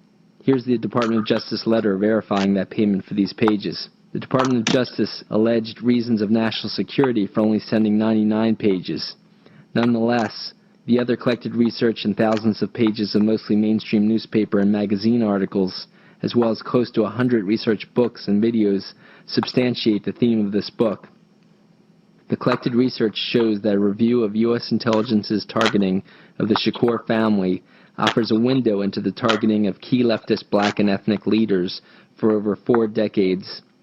Similar tactics and personnel that were used against both conventional leftist leaders, such as Martin Luther King Jr. and Robert F. Kennedy, were used against more grassroots leaders, such as Malcolm X, Huey Newton, and other Panther leaders. Similar tactics and personnel were also used against leftist musicians, ranging from Harry Belafonte and Jimi Hendrix to Bob Marley and political rap artists. Tupac Shakur's leftist legacy started with his mother, Afeni Shakur, a one-time Black Panther leader of the Harlem, New York chapter. She had married Harlem Black Panther chapter founder Lumumba Shakur. Lumumba's father, Sayuddin Alba Shakur, had been a close associate of Malcolm X. Lumumba, his brother Zaid, and their adopted brother Matulu had joined Malcolm X's Organization of Afro-American Unity shortly before Malcolm X's assassination. Malcolm X had formed this group as an American connection to an organization formed by independent African leaders, the Organization of African Unity. Malcolm X was the only American that these African leaders allowed to attend their meetings. Malcolm X warned these African leaders about the racism of America's top corporation owners and their likely desire to take advantage of the leaders to gain cheap access to their minerals, oil, and other resources. This led the African leaders to reconsider $100 million deals with these exploitative companies, which was a leading motive to the company owners possibly ordering Malcolm X's assassination. Huey Newton and Bobby Seale had organized with groups working with the Revolutionary Action Movement, or RAM, in 1966. RAM had started a Black Panther Party in Philadelphia, New York, and then Los Angeles. Maxwell Stanford, seen here, and Herman Ferguson started RAM. They used the Panther symbol that Stokely Carmichael had used for his Lowndes County, Mississippi Freedom Party. Carmichael and H. Rap Brown headed the Student Nonviolent Coordinating Committee, or SNCC, which acted as the student arm of Martin Luther King's group. By October of 1966, Huey Newton and Bobby Seale decided to start their own new group, the Black Panther Party for Self-Defense, in Oakland, California. They wanted to differentiate themselves from RAM's Black Panther Party by using more militant means of defending themselves and other blacks against rampant police brutality. They brought guns and law books to scenes of police beating on blacks. They read the rights of the victims and legally pointed guns at the officers to make them stop. Governor Ronald Reagan ended up changing the law because of them. They also developed a 10-point plan that involved free health care for all, free and black-centered education for all, amongst other ideas to fix society's ills. They further enacted these plans by attaining contributions from neighborhood businesses to fund the free breakfast programs and health centers they started. Their fame, membership, and programs quickly spread across the country. The next biggest chapter soon arose in Los Angeles, headed by John Huggins and apprentice Bunchy Carter. New York Times bestselling author Eldridge Cleaver had joined the Oakland Black Panther national leadership as their Minister of Information. His soon-to-be wife, Kathleen Cleaver, gained the position of National Secretary of Communications, a national spokesperson for the group at many events. Huey Newton and Bobby Seale signed Stokely Carmichael and H. Rap Brown as honorary East Coast Black Panther leaders. In New York City, Abba Shakur joined the Revolutionary Action Movement's New York Black Panthers. In 1968, the Oakland-based Black Panther Party for Self-Defense assigned Lumumba Shakur to head the Harlem Black Panthers. Within months, Tupac Shakur's mother, Afeni Shakur, joined the Harlem chapter and then married Lumumba Shakur.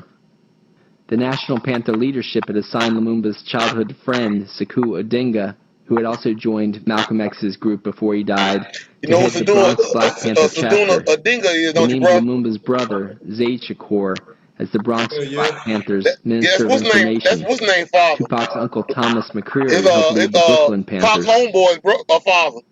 U.S. intelligence in the Black Panther Party for Self-Defense in 1967. Gaddafi.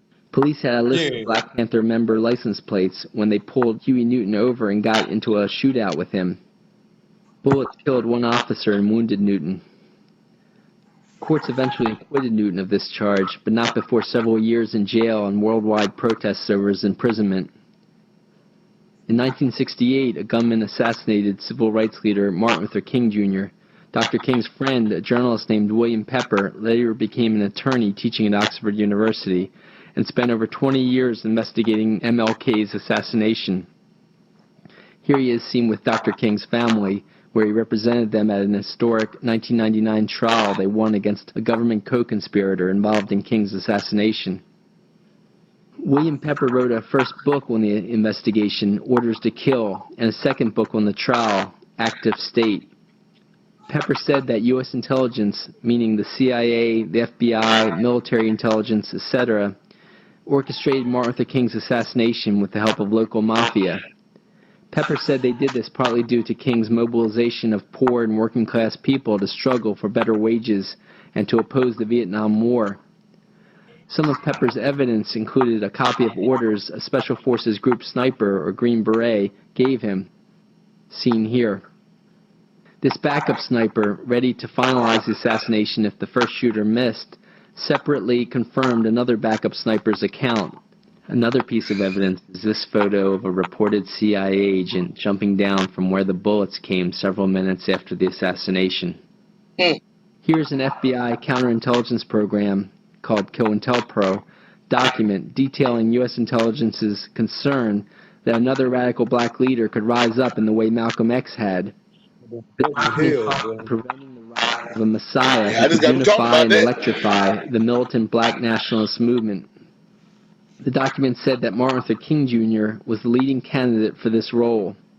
While most people seem to understand that MLK was not a militant black nationalist, but a leader who fought racist institutions, MLK evolved to struggle for economic and social justice. Malcolm X had also evolved to become more inclusive of all races in his movement for social and economic justice. In the days following MLK's assassination, people rioted, setting fire to buildings in over 100 cities nationwide. In Oakland, the highest per capita black city of that time, people didn't set the town ablaze because Black Panthers, including Eldridge Cleaver and Kathleen Cleaver, had asked them not to. They said police would use rioting as an excuse to kill the Black Panthers. Police had ransacked Eldridge and Kathleen Cleaver's home previously and then went after Eldridge 4 days after MLK's assassination. Police used a different excuse to go after Eldridge Cleaver, saying they were looking for a random gunman in the area and he was a suspect. Cleaver eluded them by hiding in the basement of his neighbor's house. Police unloaded a fusillade of bullets into that house. Cleaver saved himself by coming out of the house completely naked, knowing police couldn't shoot him and say he was armed. 18-year-old Bobby Hutton was too shy to follow Cleaver's advice. He came out shirtless with his arms raised and police fatally shot him. Yeah, I FBI seen that on the documents movie. obtained years later and shown here described how they instructed police intelligence to use a harassment arrest strategy to drain the Revolutionary Action Movement's members' time and money. Other documents showed how they used this in their attempt to neutralize the Black Panther Party for self-defense. Evidence further suggested the future use of this strategy against Tupac Shakur and other political rappers. Police intelligence, who had officers that were also FBI agents, proceeded to arrest Panther leaders throughout the country on what appeared as frame-ups. Undercover agents also infiltrated the Black Panthers to set up murders of Panther leaders. These included Los Angeles Panther leaders Bunchy Carter and John Huggins. Huggins and Carter had left a tape-recorded message that if they died, Geronimo Pratt should take their place as the LA Panther leader. In Chicago, the FBI and police intelligence waged a particularly gruesome attack on Panther leader Fred Hampton. Hampton had great success in uniting the Panthers in a rainbow coalition with the White Students for a Democratic Society and the Latino Young Lords activist groups. Hampton further helped politicize the largest gangs in Chicago, including the Blackstone Rangers. An undercover police agent, William O'Neill, sabotaged the Blackstone Rangers' merge with the Panthers by firing at the gang and passing fake letters to the Rangers. U.S. intelligence would similarly target Tupac Shakur for his work at politicizing gangs. By the end of 1969, police led a murderous raid on Fred Hampton's apartment. Evidence suggests undercover agent O'Neill drugged Hampton, and police killed the Panther leader in his sleep. Police also killed Southern Illinois Panther leader Mark Clark in that raid. Here, some of these Chicago police officers are seen smiling while carrying Hampton's body. Since these assassinations, several federal officials confirmed that the FBI orchestrated them through police intelligence units. For example, a Los Angeles FBI counterintelligence program agent named M. Wesley Swearingen published this memoir, FBI Secrets, in the mid-1990s.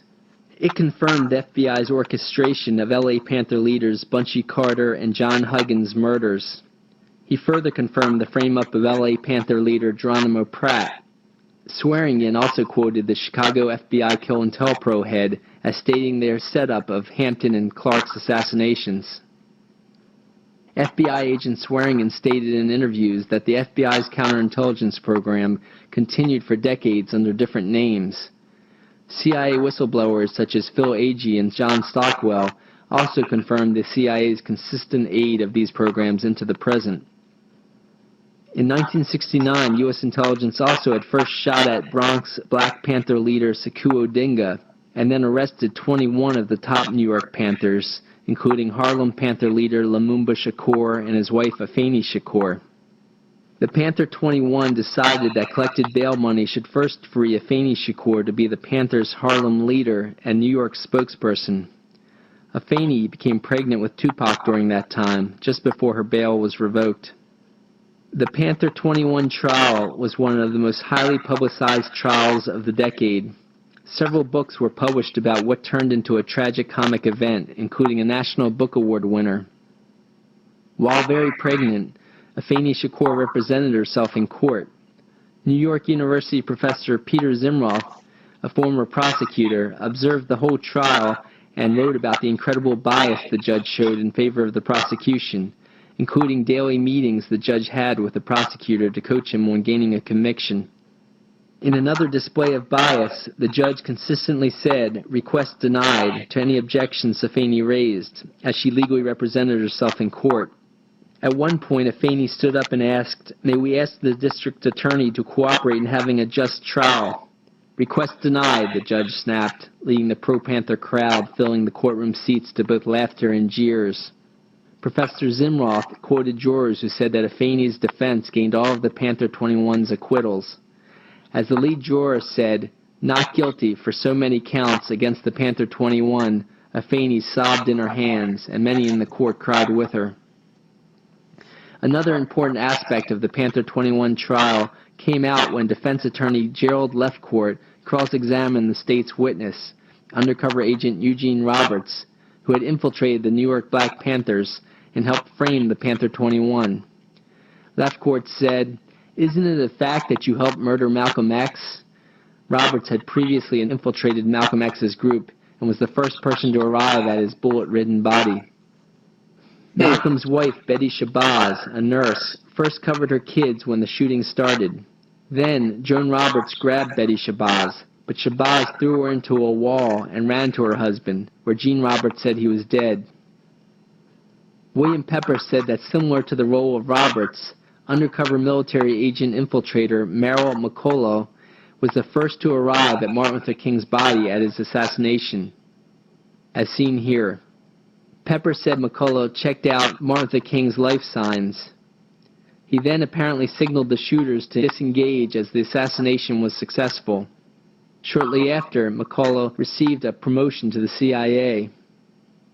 Afeni Shakur gave birth to Tupac Amaru Shakur within 2 months of the trial's end in June of 1971. She named him after the last Incan leader to die trying to fight off the Spanish invaders. She eventually moved in with Lumumba Shakur's adopted brother, Mutulu Shakur. Here Mutulu is seen with Tupac right from the book Tupac Resurrection. Mutulu was a co-founding member of the Republic of New Africa, the RNA.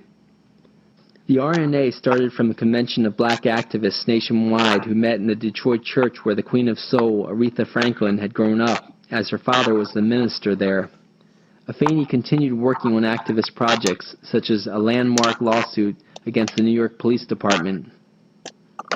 Afeni and other activists, such as Abby Hoffman and lead lawyer Barbara Handschuh, partly based their lawsuit on FBI documents that activists attained by burglarizing an FBI office in Media, Pennsylvania. The documents revealed the FBI's counterintelligence program, or COINTELPRO. The FBI had illegally spied on, infiltrated, sabotaged, and orchestrated murders of people involved in legal protest activities. The FBI used particularly brutal COINTELPRO tactics against black activists such as the Black Panthers. Reports state that the FBI continued to follow Afeni Shakur from job to job and pressured employers to fire her or not to hire her. Mutulu had attained a 4-year degree in acupuncture in Canada. He used it as assistant director of Lincoln Detox, a pioneering program with great success at treating addicts in the South Bronx through acupuncture. Many activists from various groups worked with Mutulu. These included white former Students for a Democratic Society activists, including those linked to the Weather Underground, Puerto Rican independence activists, and former Black Panthers.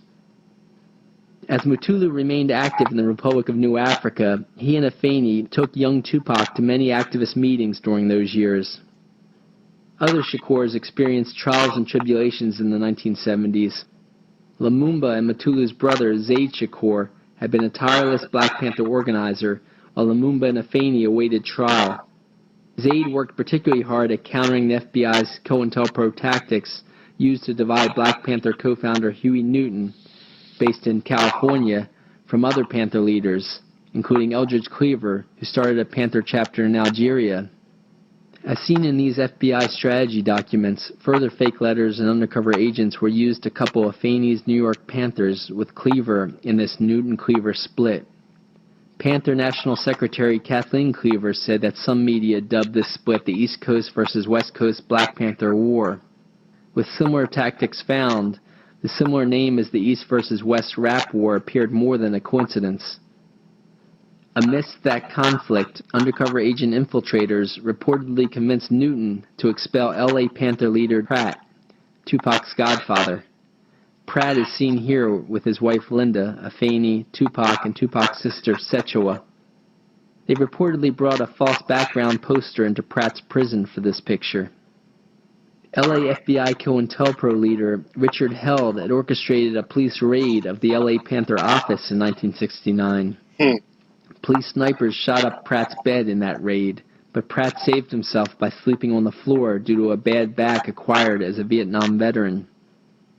Richard Held then framed Pratt for murder in 1970. Through the 70s, Mutulu Shakur's Lincoln Detox reportedly had great success at battling addiction. Before the end of the decade, the mayor's office forced Lincoln Detox to close, possibly due to its political education component. By around 1980, some activists resorted to robbing banks to raise money for healthcare needs in the South Bronx. In 1981, an armored truck robbery resulted in the death of a police officer. The FBI blamed Mutulu Shakur and other former Lincoln Detox employees, leading many to go into hiding that year. Mutulu tried to show his face to his stepson, Tupac, every now and then for encouragement. The FBI visited Tupac in school, asking him if he had seen Mutulu. Police also accused Mutulu of helping break Tupac's Aunt Assata Shakur from jail. Assata had joined Mutulu's brother Zaid Shakur in the clandestine Black Liberation Army. Police pulled their car over in New Jersey, and a shootout ensued. A police officer and Zaid Shakur were killed. Assata now lives in political exile in Cuba. Mutulu had apparently hid with the aid of his brother, Lumumba Shakur, who was murdered around the time of Mutulu's arrest in 1986. Concluding Mutulu's trial, the sitting judge, Charles Haight, stated that the FBI used COINTELPRO tactics to violate Mutulu's rights in the late 1970s. Mutulu said that with extensive electronic surveillance, no tape-recorded evidence linked him to the Brinks truck robbery and murder. No fingerprints were found on any immovable objects in 12 houses in Tani Tayahimba in 1986. They were looking for the perpetrator. The Vice President Charles them. A version of the Black Panther, former persona, detailed their activist conversion in the mid-1990s. Fast forward a little bit. Not long after the early 1990s Blood Crips peace truce, Tupac and one of his mentors had come up with a political plan. Tupac decided to take on a gangster rap persona in order to appeal to gangs and then politicize them. He did this as part of the Peace Truce movement, participating in a Bloods Crips Peace Truce picnic and other events. Tupac called this the Thug Life Plan. He and his still-imprisoned stepfather, Mutulu Shakur, wrote up a code of thug life, reprinted in Jamal Joseph's book, Tupac Legacy. Joseph, formerly part of the Panther 21, later became director of Columbia University's film program. Joseph was also part of Tupac's extended family of ex-Panther mentors. The Code of Thug Life tried to lessen the harm gangs did to their communities. Mutulu eventually brokered a peace truce between the Blood and Crips gangs and the nationwide federal prison system. Tupac's Thug Life plan also attempted to politicize more rappers. Trying to spread the wealth, he formed a temporary rap group called Thug Life that put out a CD in 1994. Mutulu's son, Maurice Mopreme Harding, rapped in the Thug Life group. Police retaliated against the gang peace truce movement and Tupac, eventually with some of the same officers. They appeared to start using the same harassment arrest strategy against Tupac that they used against his mother's Black Panthers. Police arrested Tupac for many charges that were dismissed, such as saying he was smoking marijuana in public in a hotel lobby at an Atlanta National Political Rap Convention that had scheduled him to speak. At the next year's Atlanta Rap Convention, they charged him with slapping a woman who asked for his autograph, when witnesses said that the woman had actually started a fight with Tupac's companion, and Tupac just got between them to stop it. Another time in Atlanta, friends drove Tupac from a concert he had given, when witnesses say 2 off-duty white cops in street clothes were beating on a black motorist in front of the rapper. Tupac rolled down his window to ask what was happening. Both white and black witnesses say the white men then ran at Tupac's car, smashed Tupac's car window with the butt of a gun, and shot at him. Tupac reportedly rolled out of the back left seat and got a security guard's gun. The men started running, partly sideways, with a gun pointed back at Tupac, as they apparently hadn't expected the large group of people in Tupac's envoy to exit their cars to defend Tupac. Tupac had already gotten down on one knee and shot the men several times in the butt, back, and leg. The state used several excuses for dropping their legal case against Tupac for this shooting. Evidence supports that prosecutors actually dropped the case to avoid revealing police intelligence's botched attempt to assassinate new rap and film star Tupac Shakur. The 2 cops claimed to have been drinking that night, but they also were carrying a gun stolen from an evidence locker with which they shot at Tupac.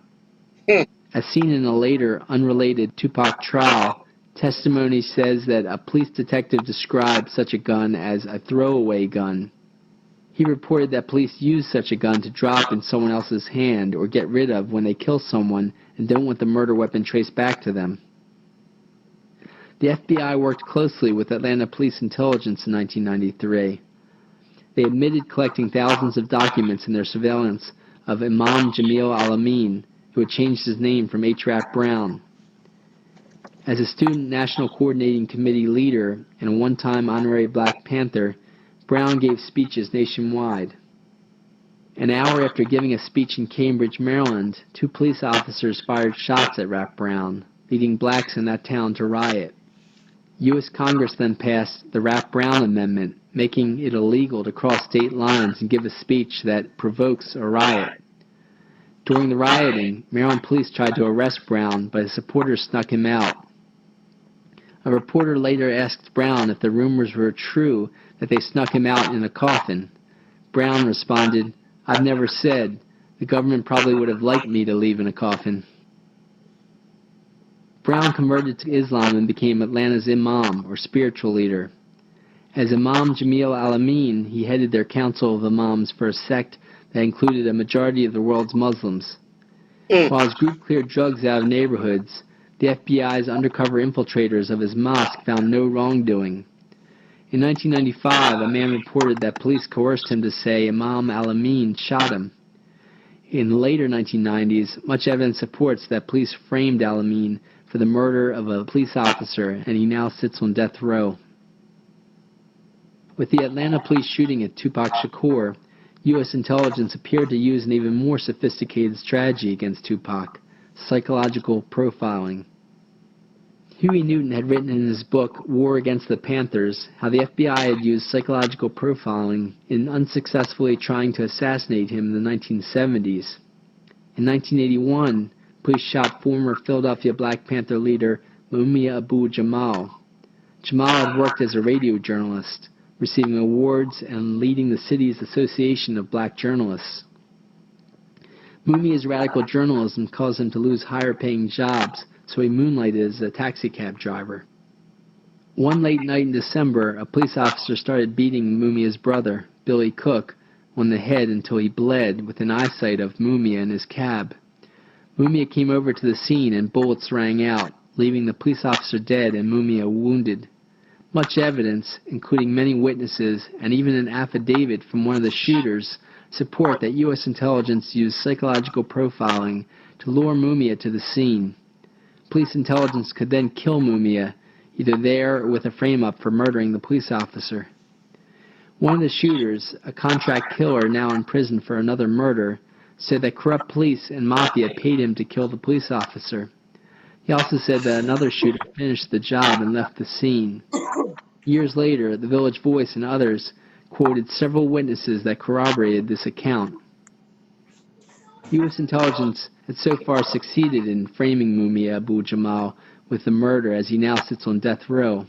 A longtime court stenographer signed an affidavit attesting to the judge's collaboration with any U.S. intelligence's goals against Mumia. The stenographer said that when she came up to the judge in his chambers before Mumia's case, he said, "I'm going to help them fry the nigger." I'm gonna call y'all no. Famed writers and artists, along with politicians worldwide, have unsuccessfully tried to gain Mumia a new trial, but he can be heard around the world on activist radio stations that play his weekly spoken essays from prison. Mumia Abu-Jamal has also written several widely praised books while incarcerated, such as the one seen here. 2 weeks after police shot at Tupac Shakur, a new so-called friend of Tupac's set the rapper up on his infamous sexual liaison that landed him in jail. New music promoter Jacques Agnant entered Tupac's life as the rap star worked on the set of his third film, Above the Rim. Tupac said constant arrests and what appeared as frivolous lawsuits had drained all of his money. Agnant, also known as Haitian Jack or Nigel, lavished Tupac with clothes and jewelry. Agnant also took Tupac to the most exclusive clubs that even Tupac said he wasn't sure he could gain entrance. At one such club, Jacques Agnant introduced Tupac to a woman who admitted kissing his penis on a dance floor. She then had consensual sex with Tupac that night. Tupac's activist lawyer, Michael Tarif Warren, said that she further left messages on his hotel answering machine saying she wanted to have more sex with Tupac. After the woman charged Tupac and Agnant with forcibly sodomizing her several nights later, police said they accidentally erased this taped evidence. Yeah, right. Michael Warren had much experience working against police intelligence. He worked as the European spokesman for the Free Mumia campaign. He had also represented Tupac's stepfather, Mutulu Shakur, Pacifica radio journalist, and he had attained the reversal of convictions in the infamous Central Park Jogger case. Warren first saw a longtime Police Benevolence Association lawyer bail out Agnant and represent him in court. Warren then attained Agnant's rap sheet that he said had a long list of major crimes up and down the East Coast, all dismissed. Warren said that this was a sure sign of an undercover police intelligence agent. The long trial went very poorly for the prosecutors. For example, police medical investigators reported no sign of forced sex during the incident.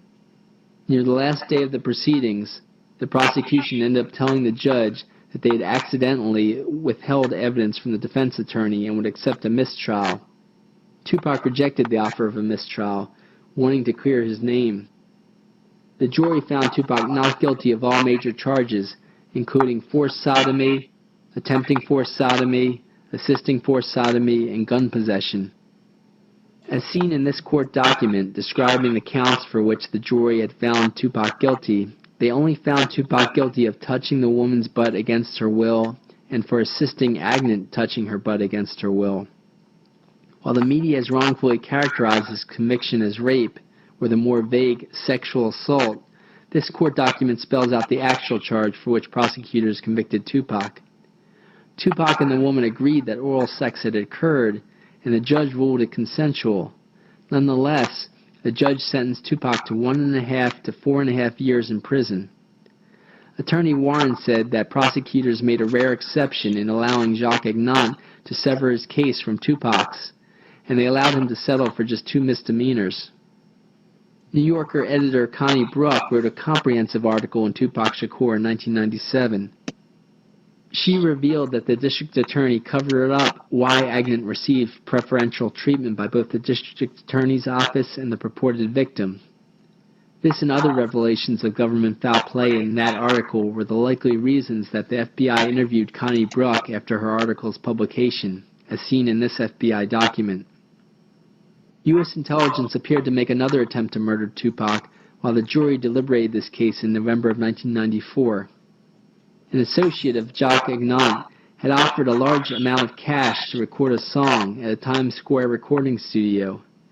When Tupac entered the lobby, gunmen fired 4 bullets into the rap star, including 2 bullets in his skull, according to the doctor's affidavit seen here.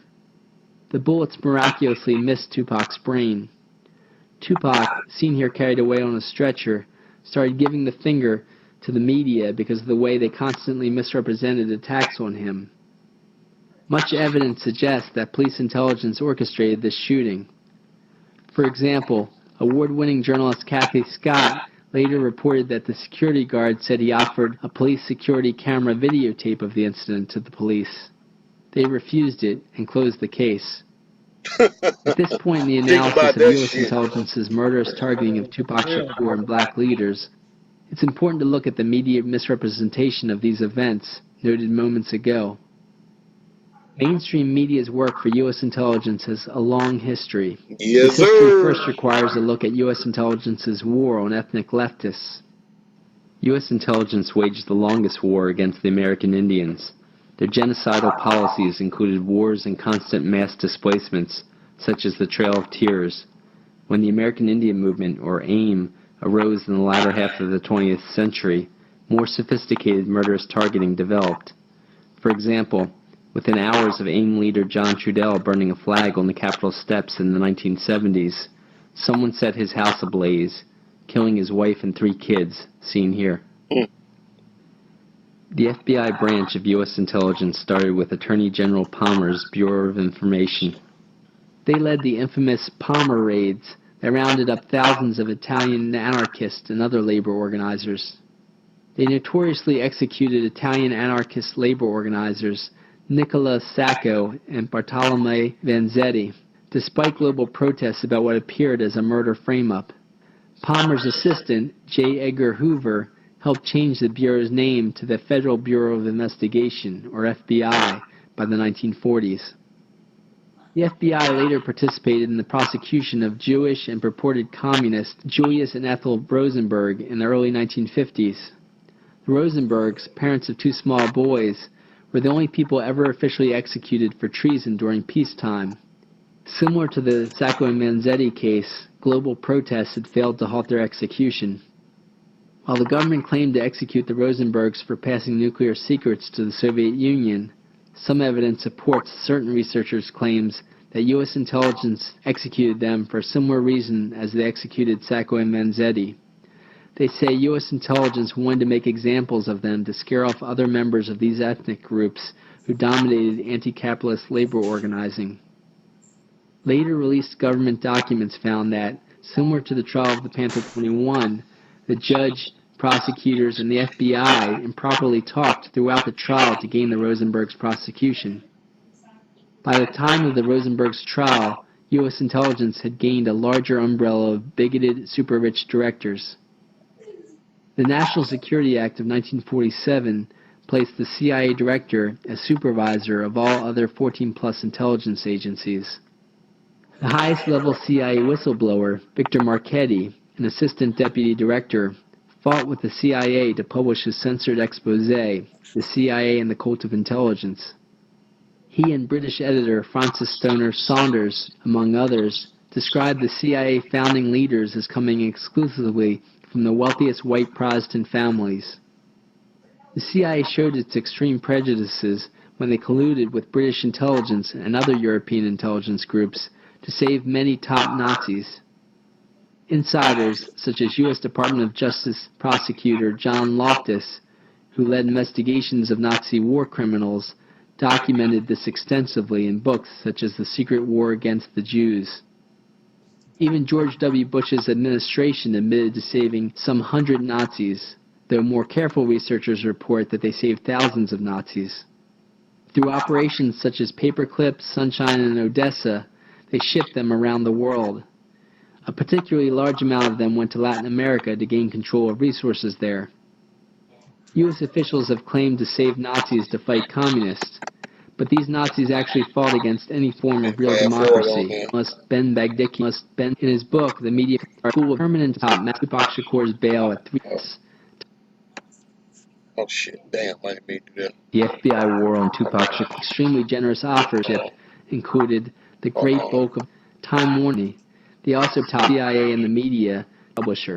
Professor Ed Herman, all business professor Herman and Chomsky, said that the Armed Forces Journal International revealed in 1971 that the Pentagon published 371 different magazines and journals.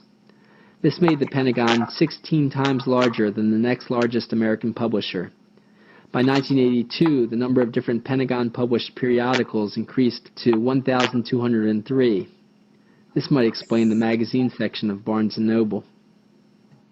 Carl Bernstein's seminal article titled CIA and the Media took particular note of Charles Douglas Jackson, mentioned previously.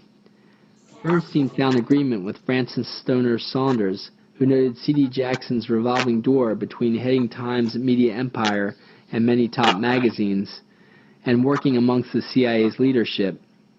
Saunders reported Jackson's post as the presidential advisor on psychological warfare. In the 1990s, Time merged with Warner Brothers Film Company. They also partnered with music mogul Quincy Jones to start Vibe magazine, likely to give Vibe credibility. Time Warner's limitless money gave it market dominance. While black voices in top magazines showed positive progress, Time Warner appeared to have the goal of negatively influencing black America, the same way they did the rest of America through the dozens of magazines and other media it owned. By 1992, the Los Angeles Times described how Time Warner's vast record label ownership included the great bulk of the rap stars. Advertisers and corporate interests also controlled most other music magazines, leading to further censorship of Tupac's life and times. At the start of 1995, a judge set Tupac Shakur's bail at $3 million and refused Tupac's offer of about $1.2 million. While Tupac resided in Rikers Penitentiary in New York City, his next CD, Me Against the World, opened at #1 in the pop music charts. Many reporters interviewed him in jail, and Tupac spoke against the U.S. bombing of Bosnia. Authorities quickly moved Tupac 9 hours north to the maximum security Clinton Correctional Facility in upstate Dannemora, New York. U.S. intelligence likely did this to take away Tupac's media mouthpiece and to begin their use of penal coercion tactics on him. Prison officials worked with U.S. Now check this intelligence out, to Alamo. damage the mind of political prisoners with these tactics. In this Amnesty International report, they described 8 penal coercion methods, all of which were used on Tupac, including his 10 months in solitary Layla, you want to confinement. go? Guards also used torture tactics on Tupac in sticking their gloved fingers up his rectum. They pretended to look for contraband each time a visitor saw him, despite that a guard monitored these visits. The penal coercion aided what appeared as several U.S. intelligence plans for Tupac. The first plan involved strangers in jail telling Tupac that his friend, fellow rap star Biggie Smalls, a.k.a. Notorious Big, born Christopher Wallace, set up his New York shooting. Tupac also received anonymous letters saying that New York-based Biggie set up his shooting. California-based Tupac started to believe the idea, and the media hyped this as the East Coast versus West Coast rap war. U.S. intelligence successfully manufactured the East Coast versus West Coast Black Panther War using the same tactics versus California-based Black Panther founder Huey Newton and Afeni Shakur's New York Panthers. U.S. intelligence also appeared to have started a front company named Death Row Records in 1992. Death Row made regular, extremely generous offers to Tupac to join them before the rap star landed in prison. Death Row Records owners Suge Knight and Dave Kenner are seen here. Kenner, a white attorney, had made himself the actual power, enlisting himself as CEO of Death Row's umbrella company that he created. Knight is seen standing to the right of Kenner. The two Death Row heads flew from Los Angeles to New York with regularity to get Tupac on their label. In September of 1995, Tupac finally signed a 3-CD contract with them and was released from prison within days. This effectively ended Tupac Shakur's relationship with his top political mentors. His business manager, New African People's Organization Security Director Watani Tayahimba, said Tupac cried on his shoulder, saying he knew he was selling his soul to the devil. Tayahimba said that he and NAPO's national chair, Chokwe Lumumba, Tupac's national lawyer, didn't know exactly what Death Row was, but they knew that they couldn't have any connection with Death Row without risking their whole organization. In his book Dark Alliance, Pulitzer Prize-winning journalist Gary Webb detailed how a top national crack trafficker, Freeway Ricky Ross, had bought his crack from CIA-linked international traffickers.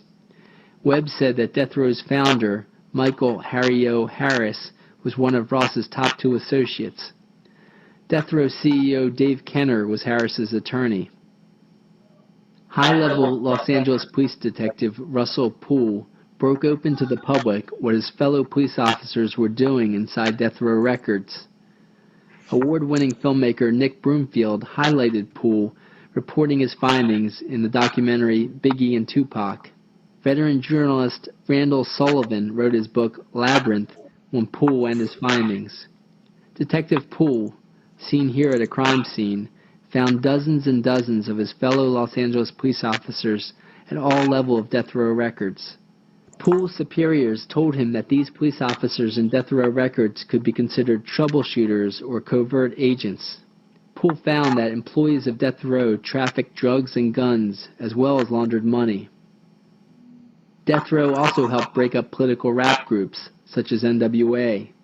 They lured top rap producer Dr. Dre from NWA and then decided to stop criticizing marijuana and start promoting it. They also terrorized the political rap conventions that invited Tupac to speak. Death Row further helped instigate the East versus West rap feud. This was the feud that had Tupac in conflict with Biggie and Biggie's producer Sean Puffy Combs. later known as P. Diddy, seen here. Knight and Death Row also tried to end the Blood vs. Crips gang peace truce.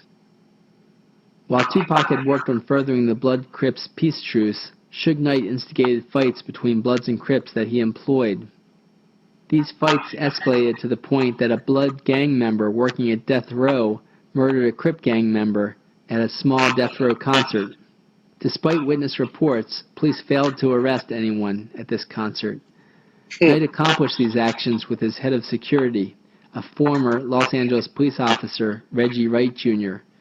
Reggie Wright Sr. headed the Compton area Los Angeles Police Gang Division. Detective Russell Poole ended up resigning from the police force when he said that his superiors blocked his investigation of Death Row records. Before his resignation, he found that these 3 police officers played a large part in Death Row's operations. Rafael Perez, seen on the right, worked for the Rampart Division's elite undercover crash unit. The Los Angeles Police Department's crash unit participated in Operation Hammer, which conducted regular mass detentions. One such police sweep arrested over 1,400 people at one time for suspected gang activity. Only 32 of those 1,400 detained ended up with an actual charge. Best-selling author Mike Davis, who wrote City of Quartz, said police targeted gang truce leaders, and not even testimony from top politicians could stop their long-term imprisonment on reported frame-ups. Davis also said police raided gang truce picnics and dances. One such gang leader turned truce leader, Monster Cody Scott, wrote a best-selling book, Monster, released in 1993, about his conversion to leftist activism. He strategized with Tupac and Mutulu Shakur before changing his name to Sanyika Shakur. Los Angeles police arrested him again in the mid-1990s. Another way Suge Knight appeared to be carrying out U.S. intelligence operations was in terrorizing people in Death Row's studio in front of Tupac. In this and other ways, they appeared to continue the penal coercion tactics used on Tupac in prison. With Death Row, Tupac wrote his most negative lyrics. While in prison, Tupac had vowed to give up smoking weed. Upon leaving prison, Knight and Kenner reportedly gave Tupac much weed and alcohol, leading him to write many of his lyrics high and drunk within 24 hours of his release. Despite the negative lyrics, Tupac's All Eyes on Me double CD became the second fastest selling album of all time. It went triple platinum in 1996. By the summer of 1996, Tupac fought with Suge Knight, saying he completed his contract when he finished his next CD, released as Machiavelli's Don Killuminati, The 7-Day Theory. Tupac had already started his own record company, Euthanasia, which Yasmin Fula ran. This picture shows Tupac's Euthanasia letterhead and regular payments from the new company to his stepfather Mutulu Shakur, his godfather Geronimo Pratt, and his mother Afeni. Afeni was still working for Pratt and Mutulu's release from jail. Yasmin Fula was married to imprisoned Bronx Black Panther Sekou Odinga. That summer, Tupac was also settling down, having moved in with his fiancée, Kadeda Jones, music mogul Quincy Jones's daughter. Jones said she and Tupac planned on having a baby, and Tupac had largely given up smoking and drinking at that time. At the end of August, Tupac signaled his exit from Death Row when he fired his Death Row attorney, Dave Kenner. 9 days later, Tupac had planned to attend the Mike Tyson boxing title match in Las Vegas. One of his 2 personal Death Row bodyguards, Kevin Hackey, tried to get Tupac to back out of going. Hackey later revealed that he was working undercover for the FBI at that time, but apparently turned on the FBI in telling Tupac not to go to Las Vegas. Hackey encouraged Tupac to move near his activist mentors in Atlanta. For that, Death Row fired Hackey. Hackey said that soon after, the FBI set him up on a gun possession charge and imprisoned him for months. Tupac attended the Vegas Tyson fight and headed for a post-fight concert in Knight's car. This is the last picture of Tupac, taken minutes before his death. Death Row Security Chief Reggie Wright made the unusual move of keeping guards out of their car, taking guns away from the guards, and giving Tupac's other personal bodyguard a mobile phone without a battery. Gunmen did a fatal drive-by shooting on Tupac. Despite over 13 bullets fired in Knight's direction, not one directly hit him. Kevin Hackey said he had documents to prove that FBI and ATF agents were in Tupac's motorcade and watched his murder. As Tupac lay dying in the hospital, Knight reportedly sent cases of guns to Blood gangs and said the Crips shot Tupac. Many fatal shootings amongst the gangs ended the peace truce until activists spread the word that the Crips likely didn't shoot Tupac. Tupac died at the age of 25. The night of the next Mike Tyson fight, somebody fatally shot Yafu Fula in the head. Fula, seen here, was Tupac's backup singer as part of the Outlaws. He was also Bronx Black Panther founder Sekou Odinga's son, and had told Las Vegas police he thought he could identify Tupac's murderer. Vegas police had told the media that there was no forthcoming witnesses. When Tupac's final completed CD, Don Illuminati, The 7-Day Theory, he had lyrics discussing Haitian Jack Agnant, saying that he knew he was working for the feds, or the FBI, in setting up his New York frame-up and shooting. This dispelled the notion that Biggie Smalls set up the shooting, effectively ending the East versus West rap war. Tupac also played a radical political speech by Malcolm X on that CD. Tupac left hundreds of songs that Afeni Shakur went on to release as chart-topping albums. 8 months after Tupac's murder, gunmen murdered Biggie Smalls. They conducted a drive-by shooting in Los Angeles in 1997. The Los Angeles Times and other news sources reported that FBI and ATF agents, who also worked for the New York Police Department, had taken pictures of Biggie within minutes of his death. Los Angeles police allowed homicide detective Russell Poole as lead investigator in that case. Detective Poole found overwhelming evidence that his fellow police officers in Death Row Records murdered Biggie. He said that they did this to cover up their murder of Tupac by making it look to be part of the East versus West rap war. Following rapper Dr. Dre, who left Death Row Records a year earlier, rap star Snoop Dogg left Death Row and started meeting with Sean Puffy Combs to quell the rap war. Death Row guards attacked him and Suge Knight threatened his life. Knight further defied the judge's ruling and kept many of Tupac's recordings from Afeni Shakur. One of a few successful actions against U.S. intelligence came in 1997 when Geronimo Pratt's legal team won his freedom after... Alright, that's the end of that.